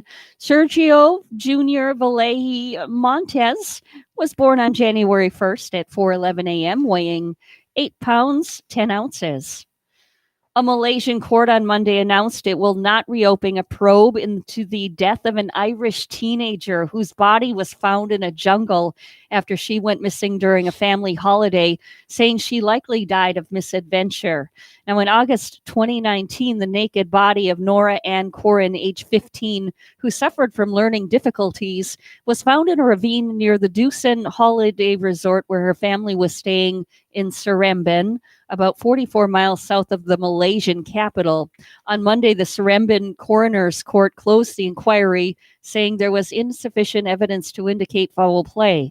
Police had earlier ruled out, but her family questioned the findings and said she had never before left them voluntarily. Malaysia opened an inquest into the death in August at the family's request, with proceedings streamed online due to coronavirus restrictions. And the court on Monday ruled that there was no one involved in Corin's death, and it was more likely she had simply got lost in the jungle. Tons of trash have washed onto Bali's famous Kuta Beach, prompting locals to spend the first day of the new year staging a cleanup. Residents from the Badung area on the Indonesian island cleared 30 tons of marine debris from the beach, according to the state-run Antara news agency. Some 70% of the marine debris is a plastic waste, according to Colonel Madi Mahaparda from the Udiana Regional Military Command. The trash was reportedly loaded onto docks and transported to a landfill site. And lastly, Volusia County residents are showing how desperate they are to get the COVID vaccine. The county decided to forego pre-registration, and instead shots will be given first come, first serve. That starts at 9 this morning at Daytona Stadium on LPGA Boulevard. Some people parked their cars outside the stadium yesterday, waiting for the gates to be opened at 7 in the morning. Tampa Bay is the number 5 playoff seed in the NFC after a 44-27 victory over Atlanta. Bucks quarterback Tom Brady tossed 4 touchdown passes, credits his teammates for his success during this year. Whatever happens, for me as a quarterback is reflective of what our group does on offense. And I love playing with the guys I play with. We got a great group of receivers, great group of tight ends. The Bucks will play at NFC East champion Washington in the first round of that game set for Saturday night. The Miami Dolphins, they failed to make the playoffs after losing big to the Bills 56-26 last night. News time at 7:48. We'll have weather and traffic together next.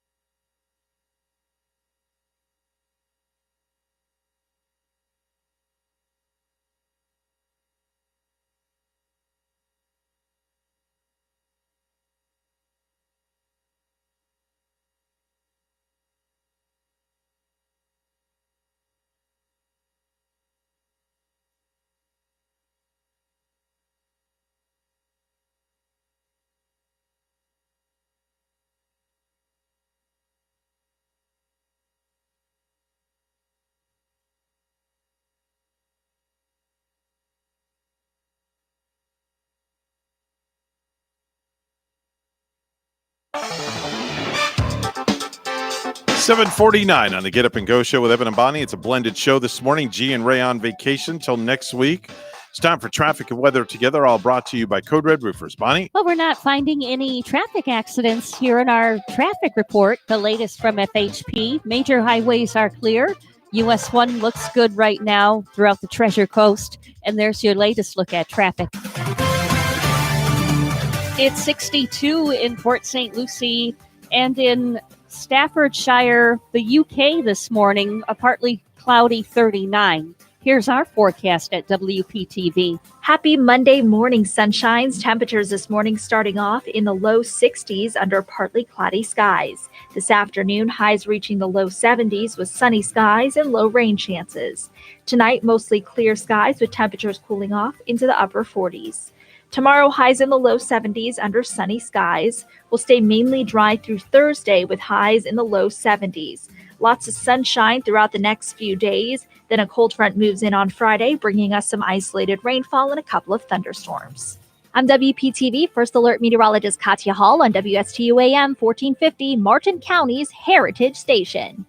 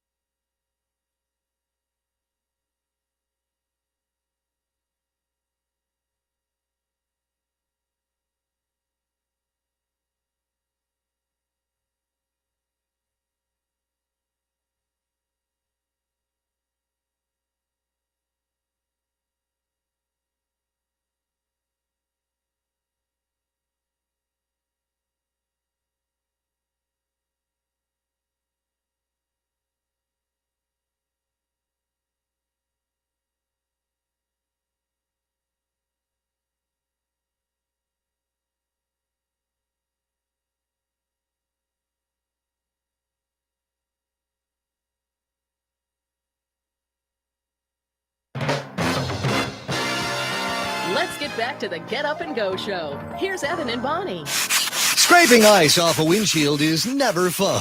Oh, my hand! Until now. Introducing Scraper Scooper. It scrapes the ice, scoops it into a funnel cup. Now add any juice, and you have Before school snow cones. Cool. Sure is. Or give the shaved ice to your wife. I like to use it when the girls come over for mid-morning margaritas. It's never too early to get your buzz on. Blended drinks are good, but how about ice cream? What? Just pour cold milk, salt, and sugar on your windshield, start scraping, and now your cup is filled with delicious ice cream. Mmm. Mine has Oreo cookie in it. Oh no, always make sure you start with a clean windshield. Ew, bird dookie. Scraper Scooper, making cold mornings yum. Oh, bird dookie, the kid said. It takes me back to the days, Evan, when Mom and Dad would tell us, don't eat the yellow snow. Yeah, don't eat the yellow snow. The yellow snow is not good snow to eat. No. There's that infectious laugh. You know, Evan, we were talking earlier about taking stuff out of people's trash, like if, finding a treasure. Kind of like dumpster diving. In another man's trash, right. Yes. Here's a pretty cool story where, somebody gave back. Get this, someone in New Mexico took 2 antique chairs from a couple's driveway. Right. Then brought them back a week later after restoring them and adding some new upholstery. Really? Yes. Wait a minute. So he took the chairs from people's driveway. Yes. He restored them and then put them back in the driveway? Yeah, he made the chairs better. Wow. It was just kind of like a nice feel-good story. I feel like an eclipse just walked in the room for some reason. Like a breath of fresh air. Yeah, I feel like this big eclipse just walked in. Morning sunshine. Yeah, somebody's here with us this morning. My sunshine. Speaking of, Dr. John Millay is going to be with us in the 8 o'clock hour. Yeah. That's the superintendent from the Martin County School Board. He'll be with us, Bonnie. Evan, it looks like he got some color too, like he's been hanging out at the beach or something. Holy Moses, look at you. Wow, let me turn your mic on there. Hold on 1 minute. Thank you. I appreciate that. Which one are you on? Number 5? All right, Thank there you we so go. much. There we go. He there brought you us go. a treat. Yeah, Happy New Year, you all. Yeah. Wow. Look at you. You got some color to you. You're all nice and tan. Out in the sun just a little bit. So yeah. You're all nice Florida. and red. Love Florida. Wow. How was your vacation? It was great. Yeah? It was great. Got to see family and a lot of friends and okay. Just a little break and worked several of the days, but it was nice kind of planning ahead and getting organized. Okay. And now back to work today. Yes, it's all great. All Happy right. to be back. All right. We're going to be speaking with Dr. Millay here in just a little bit to talk about 2021 and what's in score for the Martin County school system. Bonnie. Yeah. What kind of treat did you bring us, Dr. Millay? Cinnamon bagel for you. I know what's in here. Evan has a surprise. He's just a little taller than you. So he has 2 there. Wow. A garlic and an onion, I remember. Oh, man. I couldn't remember which one, so I got one of each. Oh, this is decadence. Yeah. Can you smell? Let me hold it up to the microphone. Can anybody smell it? It smells wonderful. And I'm starting to starve right now, too. It's So like just- the moment just- I'm getting hungry. You know what's even better, Bonnie? If you take that bagel and go put it in the microwave and warm it up a little bit. Yeah. Okay. That's Warm it what up I'll just do. a tad bit for like maybe 20 or 30 seconds. And then you'll have a nice, soft, warm, fuzzy, well, not fuzzy, but a nice, soft, warm bagel For sure. to manja on this morning. That's exactly So what that's I'm what I gonna do. expect you to do. All right. You have to go and do that this morning. Any butter here? Do you get butter? No, we don't have any Okay. butter. I can't throw everything out at once. Yeah, I gotta keep you all guessing. Can't do everything. Got to save some of the good stuff for later, right? 7:59 coming up on the 8 o'clock hour right here at WSTU Stewart, Martin County's Heritage Station, and WPSL Port St. Lucie, the talk of the Treasure Coast. Fredo and the Shy Guys. The band's going to take us out all the way to the top of the hour. That's our band. That's right. We're the only morning radio show that has a live band in studio, and we'll be back right after the news.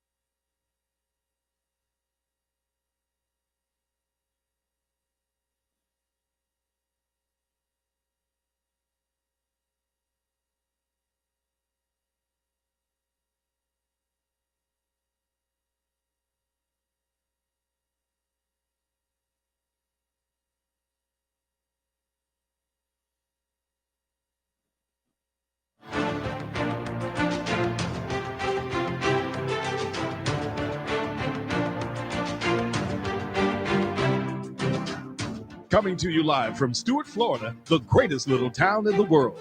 It's the Get Up and Go Show on AM 1450 WSTU. You're invited to call the show anytime at 772-220-9788. And now, broadcasting live from their palatial studios, here are your hosts, Evan and Bonnie. 8:07 on the Get Up and Go Show on the first day of the new year for us in our palatial studios. Bonnie, and what a better guest to have than the Martin County School District's Superintendent, Dr. John Millay, to kick things off this morning. John, good morning. How you doing? I'm doing great. Always happy to be here. And you come bearing gifts. I did. Bagels. You can't go wrong with that, right? No, you can't. What a great way to start. Bonnie's already heated hers up, and she's just like in heaven over there You right had now. the right idea over there, Evan, about heating it up in the microwave. Yeah. Right? Night and It's day. almost as good as toasting it. It is, and you didn't need any butter. No. Before I was like, "Where's the butter?" No, But you don't It's need coming no butter. Like a surprise later. You'll be anticipating. You know, Will you see, cream it's- cheese or something like that. Yeah, see, he just like baby steps. You know, next time he shows up, there'll be like another little surprise in the bag, and Yeah. then another and another, and he's just full of all sorts of surprises. We'll have to surprise Dr. Millay with something up and coming. You'll have to get him a And- new bow tie. Oh, But then hey. again, he's probably got every single color out there right Well, I'm now. sporting my City of Stewart I know. bow tie today. I know you're looking dapper this Yeah, morning. thank You're always looking good. The best little seaside town. Yes. Great. Let's get right into our conversation this morning, and let's talk a little bit about Parent University that's going on. That's a great service that is run by our Instructional Services Department. Parents can get on the World Wide Web and participate, sign in, and there's always different topics of interest. They usually have a panel of experts that are from our district that can answer parents' questions, gain information. This week we have different topics from the mandated by the state to present to students and parents. Now, anybody can hop in, or is it just strictly for Martin County only? Anyone can hop in. There's just a little a link in process, Okay. just for some control there. But even if you don't want to participate and be a part of the conversation, you can just watch. Like sometimes people watch live on Facebook. You can watch and not have to be actually a part of it. That's what I'm Okay. understanding. Now, the kids in Martin County, they went back to school today as well, right? No, they're actually going back tomorrow. Oh, they get an extra day. They Lucky do. kids, Wow, my right? kid went back today. He couldn't like get in his car and drive fast enough to get back to school. Yeah. He was eager. A long 2 weeks, and Yeah. he didn't know what to do with himself Well, anymore. he's been doing in-person learning, so he goes to school, unlike a lot of his other students that are doing the virtual learning. But let's talk a little bit about the in-person instruction when school resumes tomorrow. Well, it's interesting hearing you talk about the excitement that they're ready to come back. So many kids, we have kids in the Martin County community and throughout Florida that they have not been in a school setting since March. Mhm. Some of those students are coming back now. So I want to welcome all them back, remind all of our parents Wow. we're going to do this safely. But that social emotional part of learning is important, where they can be around their friends safely and just communicate. We're social beings. So of course it's about learning, but there's a lot more about school Mhm. than just the academic part. It's that social piece and fitting in and being part of something bigger than you are. So I welcome all of our new students back, and those families, anyone that has been doing remote learning that has been cautious or careful, and we appreciate that. If they're looking at want to know more about what we can do to keep things safe, contact us. We'd like all their students back. Can you imagine how many kids right now in the Martin County School District today, too, Evan, and they're, that giddiness they must be feeling, that excitedness about like getting back to school tomorrow. And I remember like going back to school for the first day, after summer vacation, and I remember complaining, I'd usually be going back with a cold sore Mhm. or a big zit or a pimple on my face. Well, always there's two exciting times when you start school in August because you've had break, and then when you come back after Christmas, there's a lot of joy. Kids get some new clothes, they miss their friends over Christmas, they're ready to sport, and it's a new beginning, a new semester. Our high school students typically have some new classes, maybe some new teachers, depending on their schedules. So it's a great time of joy, and I don't want us to ever lose the joy. We're working through this pandemic, but we're doing it together. So I appreciate the flexibility that our community and parents have had, and I just looking forward to a great spring semester here. Now, I wanted to touch a little bit on base because I do know that kids, when they're in the classroom, they do tend to learn better and more efficiently than they do virtually, right? That's what we're finding. I think that atmosphere you just can't replicate the school setting. So we have about 75% of our students. That number can change. You can look on the district websites, those COVID dashboards for more information. But it's been running around 75%. And when we started this school year back in August, it was running the low 60 percentile. So it is up and it's going well. We have staff that are committed to making sure we're doing our very best on the precautions that are recommended by the different health agencies. So we're just going to keep working together. But yes, school is the best place to learn. Do you think there are a number of parents that have seen a noticeable difference from maybe when their kids were live in school as to them being online learning at home? Maybe are some parents coming forward saying that they've noticed or seen the difference? I hear a lot of different opinions and thoughts of parents. A lot at this point, they're like, we need them back. They're ready. Being a teacher is not this easy thing. And it impacts the entire family. It impacts the work schedules. Sure. All those different, and with elementary kids, they can't be left unsupervised. So that could be an added expense for some of our families. So we respect what parents have done this past semester. They've done the best they can with what their family needs, but we again want to welcome them back and let them know we can make this work for them. John, I want to talk a little bit about, for those parents that are listening that have children in elementary, middle, and high school. We talked just a few moments ago about this is second semester, and a lot of these parents, their kids stayed home. They haven't been in a school since March of last year. And now they're letting the kids go back for the second semester now that they've seen how the schools are handling things throughout the first semester. So I thought if you could maybe kind of outline a lot of the precautions that the schools are taking so the parents know that it is safe to send your child back to in-person learning. Absolutely. And that safety starts from the time they can get on school buses. We make sure that we do the contact tracing. We watch where kids sit from the time they enter our school bus to the time that they leave the school building. At the end of the day, we know when they get off and on the bus with our safety ID systems. The buses are kept clean. We've hired extra additional staff at each of the schools, and looking at how we use the staff of the school, a lot of our maintenance custodial staff, they have different equipment, cleaning protocols they're following. So there's a major effort underway, and it's been going on for the whole semester, of course, a little more than that, to make sure things are clean, followed. And then the social distancing, we do our very best. We try to maintain the 6 feet. Schools, when you think about it in the classroom, some worry about how full they are, but we can control when a student is sitting in their seat. That is a bit of a controlled environment as opposed to being at a mall or at Walmart, Kroger, where you're passing people in aisles. That's our teachers. I'm very proud of the way they've really tried their very best to do that. So you go down the halls, they're doing their very best. Principals are mindful. The administration's working with the staff to help them do those things. So we're taking it seriously. We've not dropped any guard on this. Now the school buses, after every run, the drivers are pulling off side of the road and they are sanitizing those buses consistently, aren't they? They do that when they finish their routes, when they're parking at the bus garage or the place where they do that, to make sure things are clean, safe, and ready for the next load. And the drivers, they do carry extra masks on the bus as well. So if a student does not have a mask to put on, they do have the disposable mask that the student can get from the driver. That is always the plan. So we encourage parents to bring that, send those, keep those clean.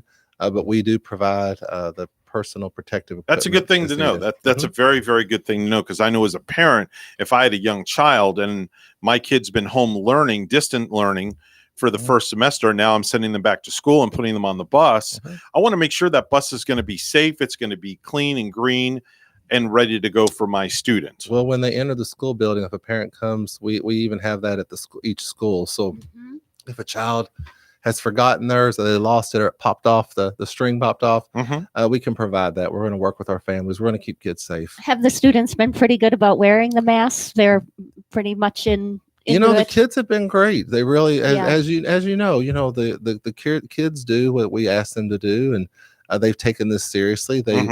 The difference this time, they can see it on the news. They can see it all around them. They can see it at their Right. home. It's the whole community and world Yeah. that is doing this. When you see little babies out there with little masks and things like that, but the kids have been they've embraced it. You see all kinds of cute little masks and things that they wear and do, and they decorate, and They've become quite fashionable. Yeah, have. that's a They're great making the most point you of make, it. Bonnie, because these masks have become a fashion statement Really? amongst a lot of students now. I know that when I went to the high school to meet my son there for something, and I saw some of the kids coming out of the high school, I'm seeing their masks are matching their clothes. Yeah. I mean, this is like a major fashion statement Yeah. now. John? yeah, they have. You'll see a lot of the women, particularly their blouses and things. They can now buy the matching mask. Mask that matches that. They're So- blinged out is what they're calling it. You're right. I've been seeing a lot of the sparkly ones Yeah. for over the holidays. Uh-huh. The really holiday wearing masks. I saw somebody that had a mask over the holiday Yeah. that had a Christmas tree on one side that lit up and a wreath on the other side that lit up, and it Oh, was flashing. How funny! I've never seen anything like that. Yeah, we're making the before. best of it. And that's what I think we have to do. We have to be able to laugh Yeah. at this. We take it serious, but we also have to. Right. We're all in it together and Right. make the most of a tough situation. And the masks. I think if people think this out, I think this too shall pass. However, in the future, we've learned it can help us combat. So when we have flu seasons down the road or Yeah. significant things, I'm sure. We've learned that we might be able to make some of these things run faster over the course of a week or two. And I just had a light bulb moment. Back in the day, Ching when ching. you would go to back to school with that cold sore you'd have. Right. The mask would be would Right. came in handy. Right. Nobody sees it. It would Because sear. when we were kids, gosh, I got a pimple that just popped out. Well, now you can cover your face and nobody you can sees. yawn. You can yawn. Yeah, you can make a face at somebody and nobody knows. It's not all Stick bad. your tongue out at somebody, chew gum. I Yeah. mean, there's all sorts of things you could do behind the mask. You could sneeze and not have you're covered. I So, know, right? We're not folks. We're not giving any ideas no. for your kid to No. stick their tongue out under their mask. At No, their, no. We at don't their want to teacher. be bad. No, not at all. Not at all. Hey, John, let's talk a little bit about the middle school spelling bee that's coming up. Sure. If you don't mind me before I jump off with parents, those students, I'm going to go back to the COVID. Okay. Students that we're respecting those that are doing the remote, Mhm. but there's a different component piece that the commissioner and the governor have asked, which means we will be following up to make sure they're making progress. And if students are not making progress, they're going to receive an invitation to come back to school because bottom line, we want to make sure learning is continuing. Of and course. We'll partner with parents, we'll give them what they need. But if kids aren't learning, they're not making any progress, we're going to invite them back. So I just want to make sure that's clear and that we're going to work with our parents. Great point. Excellent point. And on the middle school spelling bee, something a little bit new. We're used to gathering, and you can imagine the old spelling bees where you get in an auditorium and they stand in line. Well, this is happening virtually, and it's going to be January 7th, and they're going to stay at their school sites. This will be a Zoom type meeting, but each middle school will have 10 stellar spellers representing their campus. They'll just continue the rounds for the top 10 finalists, and then the overall winners will be selected. So parents they're interested in this. They can watch the spelling bee and put this on and click on the calendar. and it'll take So them in other there. words, every middle school is going to have 10 kids. Yes. Okay. And they'll probably do it like in the cafeteria where they're spacing. Sure. They'll space everybody out.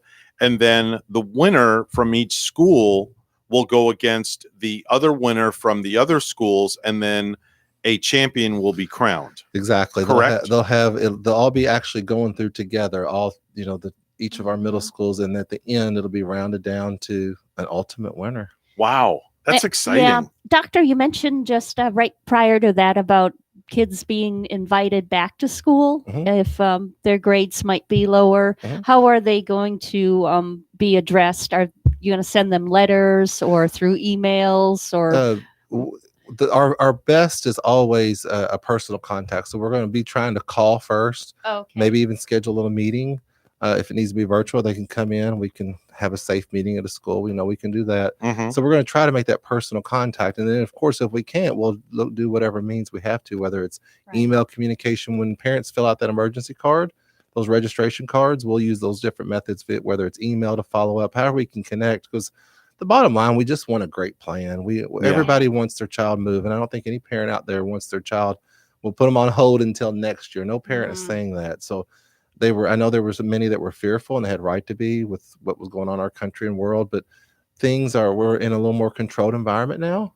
So we're going to call and check on them because we care. That's what it's all about. And that's the main thing, caring with a capital C, because you have to care. And if you don't care, then there's going to be no effort at all whatsoever.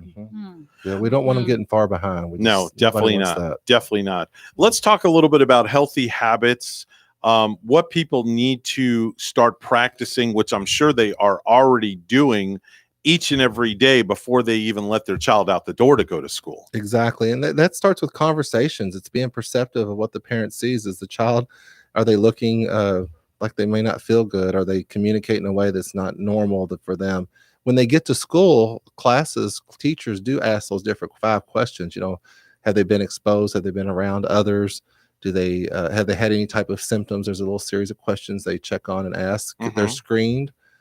We take temperatures, those types of things. So, and that's something we encourage at the homes. And I know with the holidays, the protocol, we've had strict protocols when we've had kids together. I'm not so sure that's always happened. When you have a family reunion, some people canceled those, some went on and had them, and it's a chance to spread. We have to be honest with that. We're not saying what to do, but we're just saying the reality happens. There's probably going to be a bit of a spike. We're going to be watching those numbers this afternoon at our district office. We have staff every day that are looking at that, so we're all getting on the same page, looking at our numbers, looking at what the community's the health rate basically is, and we're going to adjust accordingly. Wow. Yeah. It's a strange world that we live in. I know that every morning when my kid goes to school, it's habit. He takes his temperature. He makes sure that his temperature is good. My wife is even, we're just in the habit of, just naturally asking each other, hey, how's your sense of smell? How's your taste? How's your this? How's your that? And it's really, Bonnie and John, it's all just about communication within the family is what it is. And that's where it needs to start. And in a lot of families, they don't communicate and practice these skills. They just send their kid off with nothing. Yeah, and you're right, Evan. It's like communicating, I think, and maybe letting your child know that, hey, if your throat feels a little scratchy, if something's not quite right, just be honest with yourself and stay home. It's okay to stay home. It is. It is. Yeah, we'll work through this, but those conversations, that's how it happens. And people being mindful and respectful when they enter, they're in meetings and things. They're trying to keep the 6 feet social distancing. Those little things help. Without a doubt, you've been listening to the Get Up and Go show with Evan and Bonnie, and our very special guest this morning has been Dr. John Millay. He is the superintendent of the Martin County School District. John, always a pleasure. We always love having you in studio. We wish you well. We say Happy New Year to you and your staff, and we will talk to you next Monday, same time, same place, and hopefully maybe the same palatial radio studio. Yes. Awesome. Thank you. Thank you so much. And Happy New Year. Happy New Year to everyone. We're going to take a short pause for the cause. We'll be back right after this.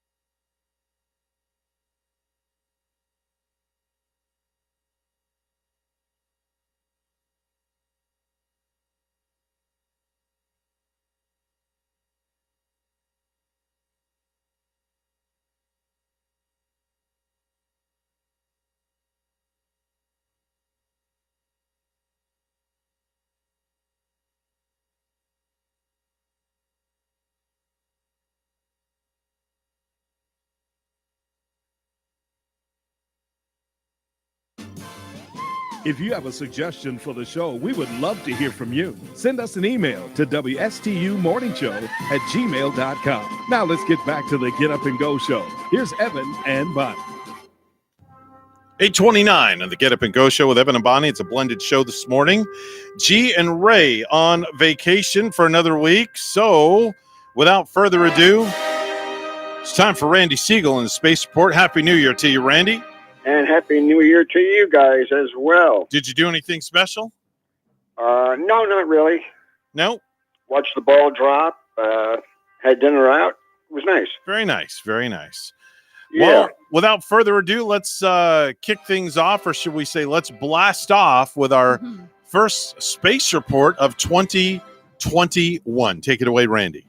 Yes, sir. Well, it was on this date in history, back in 1970, that NASA canceled the Apollo program heading for the moon. So we know that there will be no more landings on the moon for Apollo.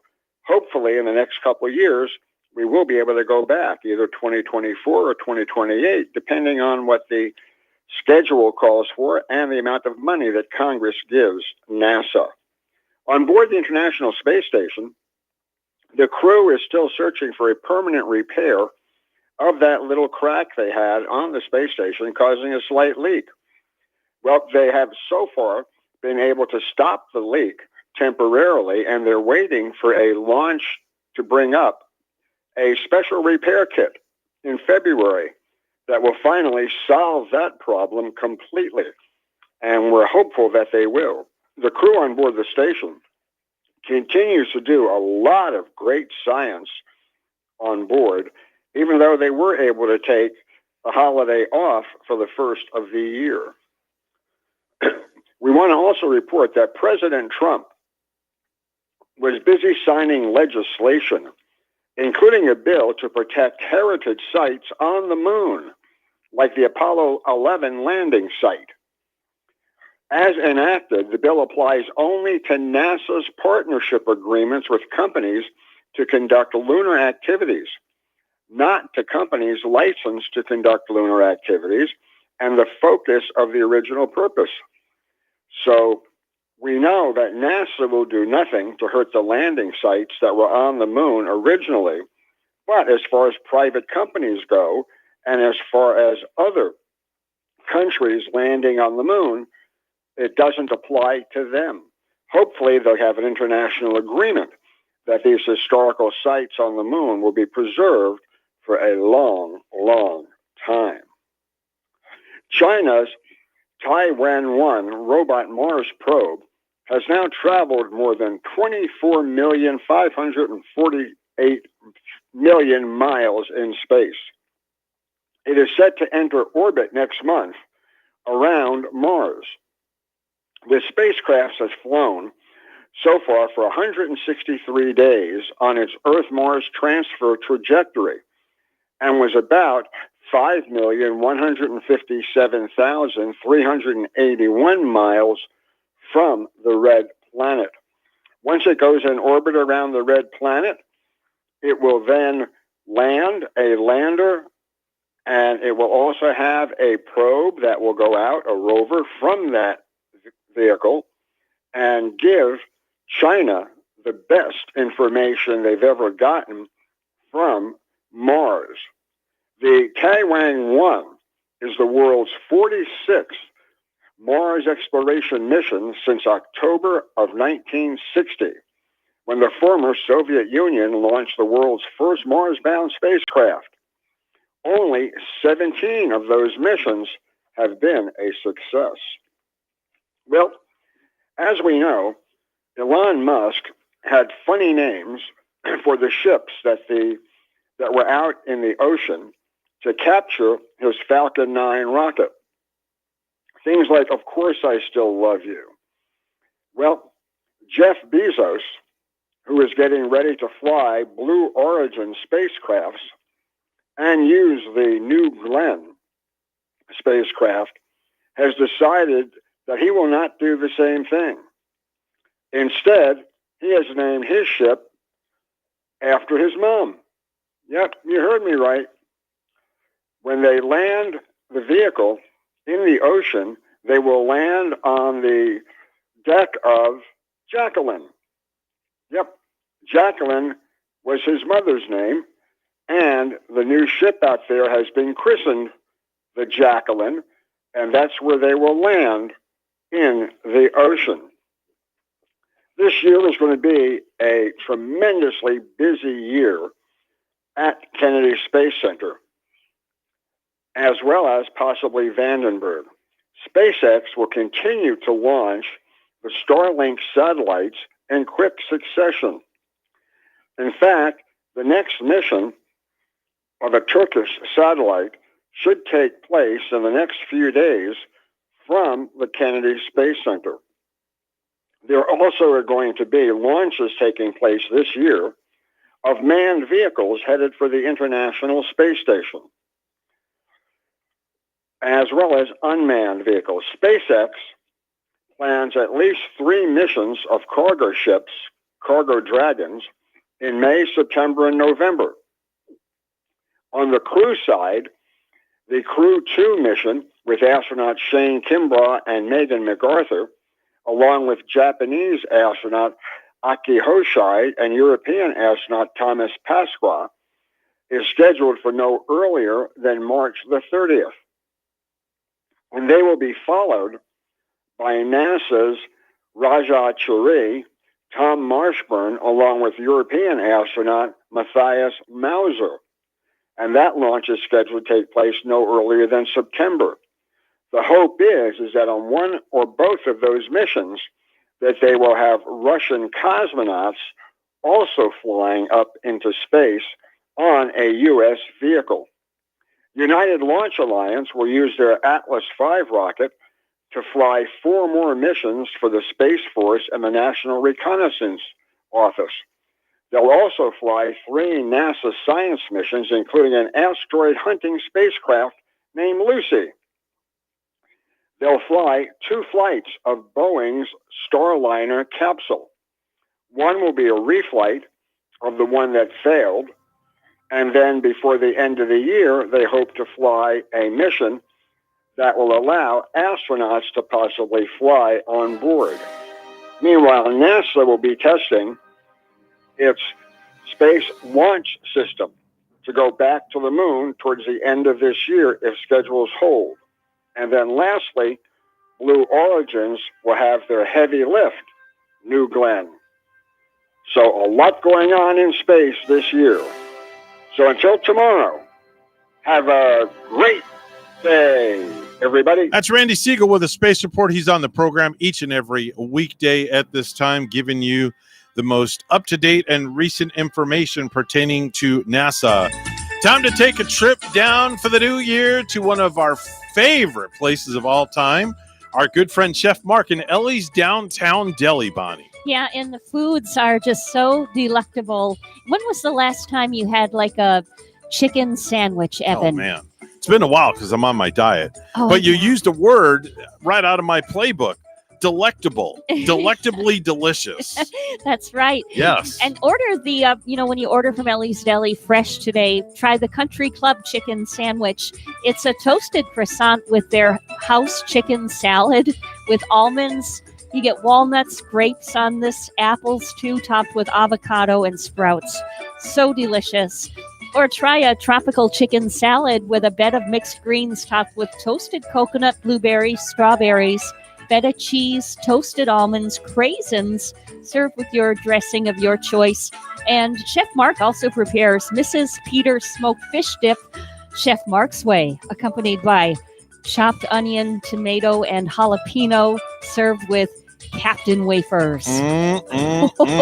Ellie's Downtown Deli in Stewart now has their patio back open, plus they're at 50% dining inside with a full menu for pickup or delivery.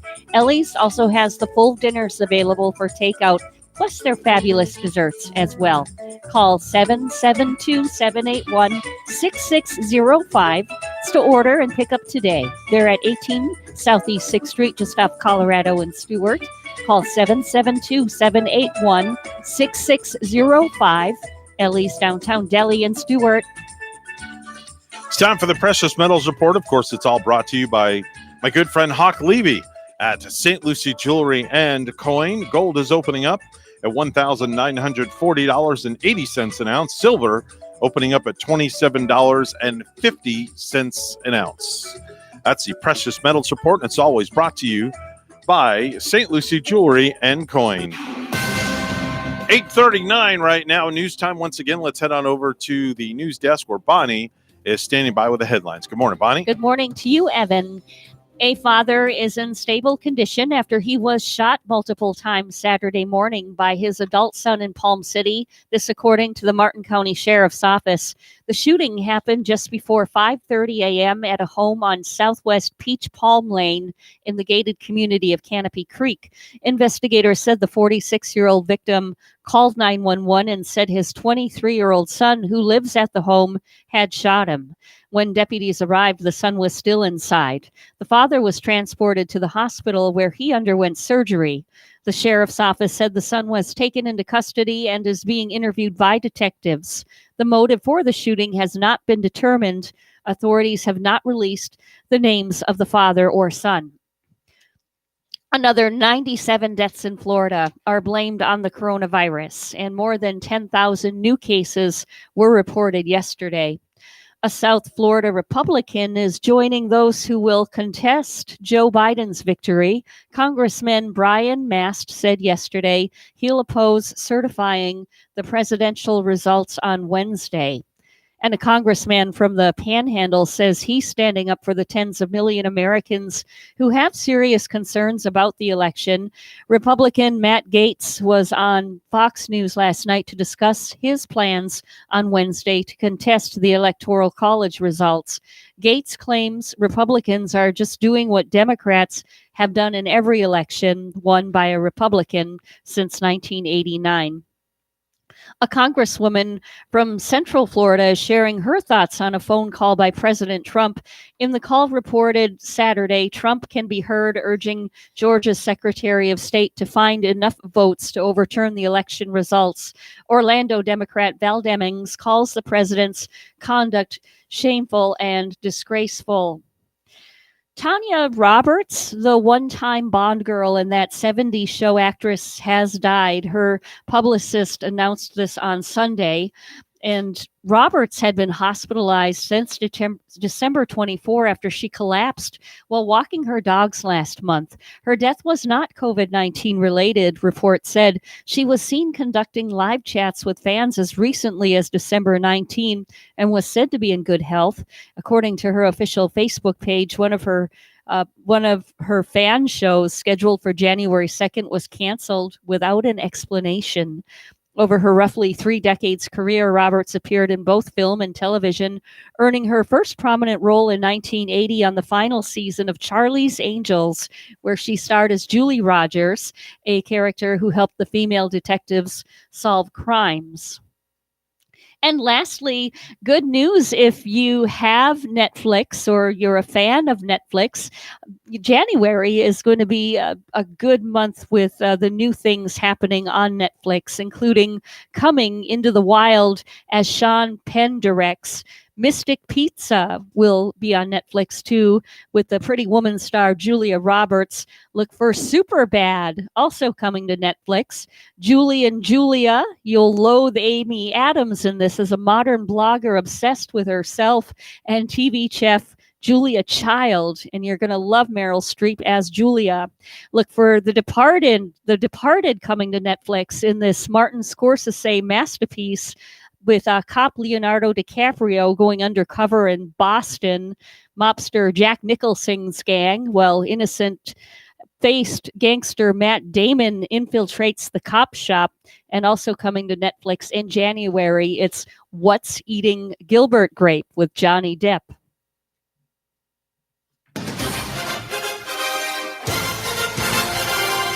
Former Denver Broncos running back Floyd Little died on Friday at the age of 78. According to his family, Little played his entire 9-year NFL career with the Broncos, having been selected 6th in the 1967 AFL-NFL draft. In Denver, he was given the nickname The Franchise and was elected team captain as a rookie Little rushed for more than 6,000 yards and scored 43 touchdowns for the Broncos.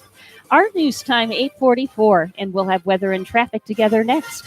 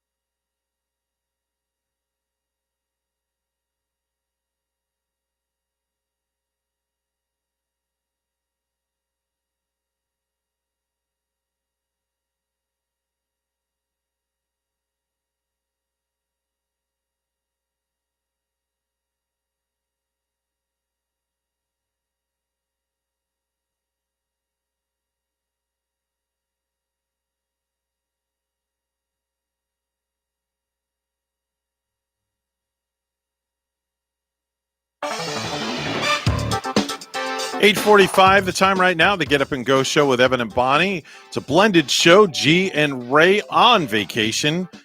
Week number 2 for them. They'll be back next week.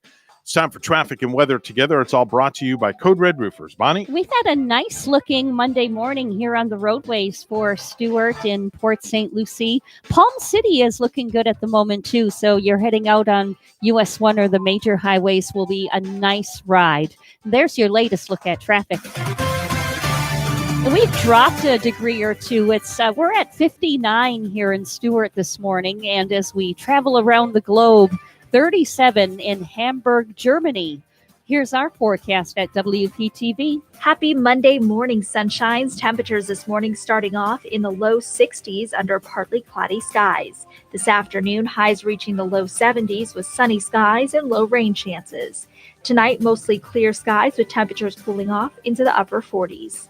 Tomorrow, highs in the low 70s under sunny skies. Will stay mainly dry through Thursday with highs in the low 70s. Lots of sunshine throughout the next few days. Then a cold front moves in on Friday, bringing us some isolated rainfall and a couple of thunderstorms. I'm WPTV First Alert Meteorologist Katya Hall on WSTU AM 1450, Martin County's Heritage Station.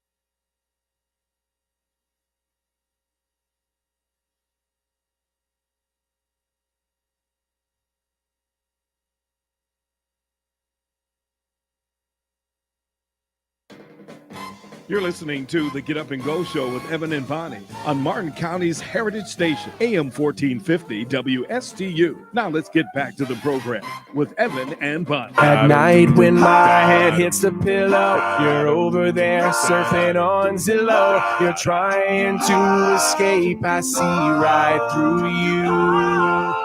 Now you're looking up a list of towns where the COVID numbers are going down, and now you want to move to Honolulu. Honolulu. Honolulu. Honolulu. Hallelujah. That's the Holderness family. That's our good friends, the Holderness family, Bonnie. Well, the place that we live seems okay to me. You're having a lot of anxiety. I thought you liked it here. I thought I knew you. It's amazing what they can do with a song. It really take you away from your family and friends. It's like a different continent. But you don't care.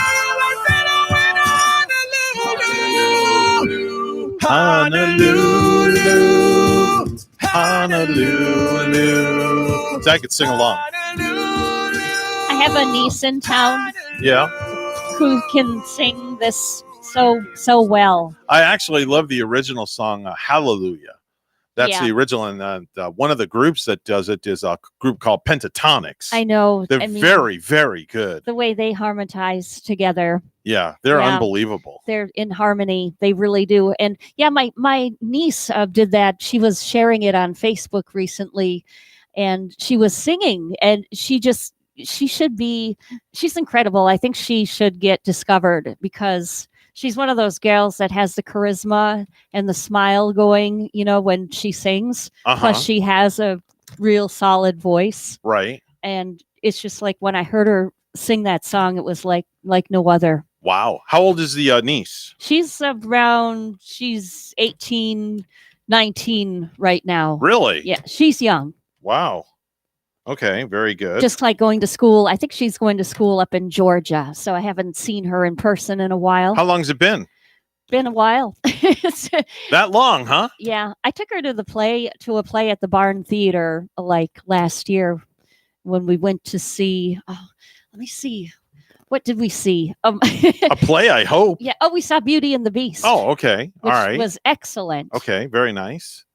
I wonder if they've resumed things over there at the Barn Theater. I'm going to have to get a hold of somebody because I remember that we used to have some people on the air with us from the Barn Theater talking about the different shows that they have over there. So I'm going to have to make a phone call and find out. We'll have to get a hold of maybe Brian Childs, who does, he produced Beauty and the Beast, and he put that whole play together. It was phenomenal. Great production, by the way. Yes. Excellent Broadway quality production. Yeah, they even got the finest quality costumes from Broadway. Mhm. He has connections. Mhm. So it's just like, wow, that was just like such a professional play. Nice. That was done by just local people right here. And I think the girl that played Bella at the time in the play, Evan, is actually a dentist right here in town. Oh, wow. So Okay. she's like a dentist Okay. during the day and Okay. then, in a play at night. And she just portrayed Bella so well. Okay. All right. In that. Bonnie, I have a list of the top 5 signs that you're in trouble at home. Okay. Top 5 signs that you are in trouble at home. When the cops show up at your doorstep? That's not one of them. Not so That obvious could like be. that. No, not so obvious. But Okay. here, coming in at number 5, when you come home, the sign out front says, "Welcome home, Tom." Wait, you're not Tom. Okay. That comes in at number 5. Yep. Okay. Coming in at number 4, I've suddenly got a huge closet. It's the front lawn. All your Yeah. clothes are literally Oh, spread all over. spread all over the front lawn. Has that ever happened to you? Never. No. No, absolutely not. I can't really remember a point in time where that has happened to me either. Fortunately, because I'm sure I wouldn't want to see my jeans and my pretty dresses spread all over the lawn and it's never happened to me. getting grass stained. No, it's never happened to me. And I don't want that ever to happen to me. Oh, heck no. Because I would be very scared if that happened to me. Yeah. Coming in at number 3, the moat wasn't there when I left for work. Okay, somebody dug a moat. Jeez. Is what happened. Yep. Okay. Coming in at number 2, when did we get pit bulls? Okay. Coming in at number 2, and the number 1 sign that you're in trouble at home with your better half, the house key no longer works in the front door. That might tell you something, right? Yeah, that would definitely that would tell you something. Well, maybe you can pull it out like your extra key and say, "Surprise! I'm still giving I don't in." know. I don't know. I really don't know. Evan, I got a couple of random facts Sure. here for Monday. Hit me with them, please do. So you do the gold report every morning Right. for our friend Hawk Levy Right. at St. Lucie Jewelry Of course. and Coin. Mm-hmm. Okay, so now if all of the gold in the world was melted down, Oh my, that's an awful lot of gold. a lot of gold, Yes. and You look like Mr. T. so if it all in the world was melted down, it would fit into less than 3.5 Olympic swimming pools. Really? Yeah. Wait a minute. If all the gold in the entire world were to be melted down in the world, it would fit in 3.5, less than 3.5 Olympic-sized swimming pools. Yeah. How is that so? You would think it would fill like even more Olympic-sized swimming pools. I Wow. would like to think that there's more gold in the world, wouldn't you? Yeah. I mean, don't get me wrong. I mean, 3.5 Olympic-sized swimming pools that's a lot of space. A lot of Wow. space. But all of that That's gold in the crazy. world, you think it would fill up even more space. Yeah. Incredible. That's wow. Oh, and another random fact for Monday. Mm-hmm. After Top Gun came out, you remember the movie? Of course. Who doesn't remember Yep. Tom Cruise, the heartthrob of all women, who is soon to be an astronaut? Well, He wants to shoot a movie in space. he's not the heartthrob of all women. A lot of I women, mean, though. I think a lot of guys have a facade about that, oh, everybody thinks, Tom Cruise is really hot. Mhm. Well, he is. But, There you go. You just admitted it right there on the air, Bonnie. but it's not like, Along with Gary Busey, Brian Williams, and who's the other one that you like? I don't know. There's a few of them. But I mean, it's not like everybody is gaga over Tom Okay. Cruise. No, not everybody. just I'm not gaga over Tom 'cause Cruise. He's Tom Cruise. Yeah. Okay, so after Top Gun came out, the number of men joining the Navy to become naval pilots Right. went up 500%. Really? You're kidding me. Yep. Wow. He had that much of an influence on people? Yeah, I guess my. the movie did a lot of people just wanted to become Navy pilots all Wow. of a sudden following that movie. That's crazy. Yeah. That's absolutely nuts. I can't believe that. So those are just a couple of my random facts Wow. for Monday. Unbelievable. News you can use around the water cooler. News that you can use around the water cooler. if you still have a water cooler at work. I don't know. if We don't have we do have a water cooler out there in the lobby area. We do? I've never tried using it before. There's a water cooler out there. There is? You've never seen it? I haven't. Bonnie, it's been sitting out there. It's outside? It's right there in the it's- lobby. Oh, it's right over here. It's in our green room. Oh, yeah. There's a water cooler over there. Is it workable? I don't know. I've never operated it Well, there's before. no water on top of it. Okay. Got to get the subscription to the bottled water. All right. Very observant of you, Evan. I'll have to take a better look. I know there's a microwave out there. Well, yeah, we because- utilize the microwave quite often. Yeah. So I thanks. want to tell you about something. Yeah. This past weekend at church we had this awesome speaker there, Dr. John Maxwell. Oh. The guy's an acclaimed author. He's got oodles and oodles of books. Ooh. But I'm going to get to him in a minute. Okay. There was a family that recently had something happen to them a couple of months ago where their little boy, I'm sure you'll remember, the little boy in Port St. Lucie was hit by a vehicle. He was running across the road. Yeah. And our pastor Travis, the family has, come to our church, and Pastor Travis prayed over the family. And we prayed, everybody's been praying over the family at church. Well, this Sunday in the front row was that little boy and his family. And Pastor Travis recognized them. And it was very emotional. It was an emotional moment there just was not a dry eye in the house. Yeah. The little boy is walking.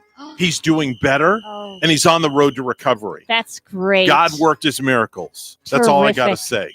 Yeah. And going back to Dr. John Maxwell, I have a new saying for 2021 that I'm going to be closing out every show with. Okay. And the saying is, if you have good values on the inside, you won't look for validation on the outside. Uh-huh. You won't need to. I like that. You won't need to. If you've got those great values in your inner self, you won't look for that validation on the outside. Yeah, strength comes We're from within WSTU inside. Stewart, Martin County's Heritage Station, and WPSL Port St. Lucie, the talk of the Treasure Coast. We'll see you tomorrow morning. Bye-bye for now.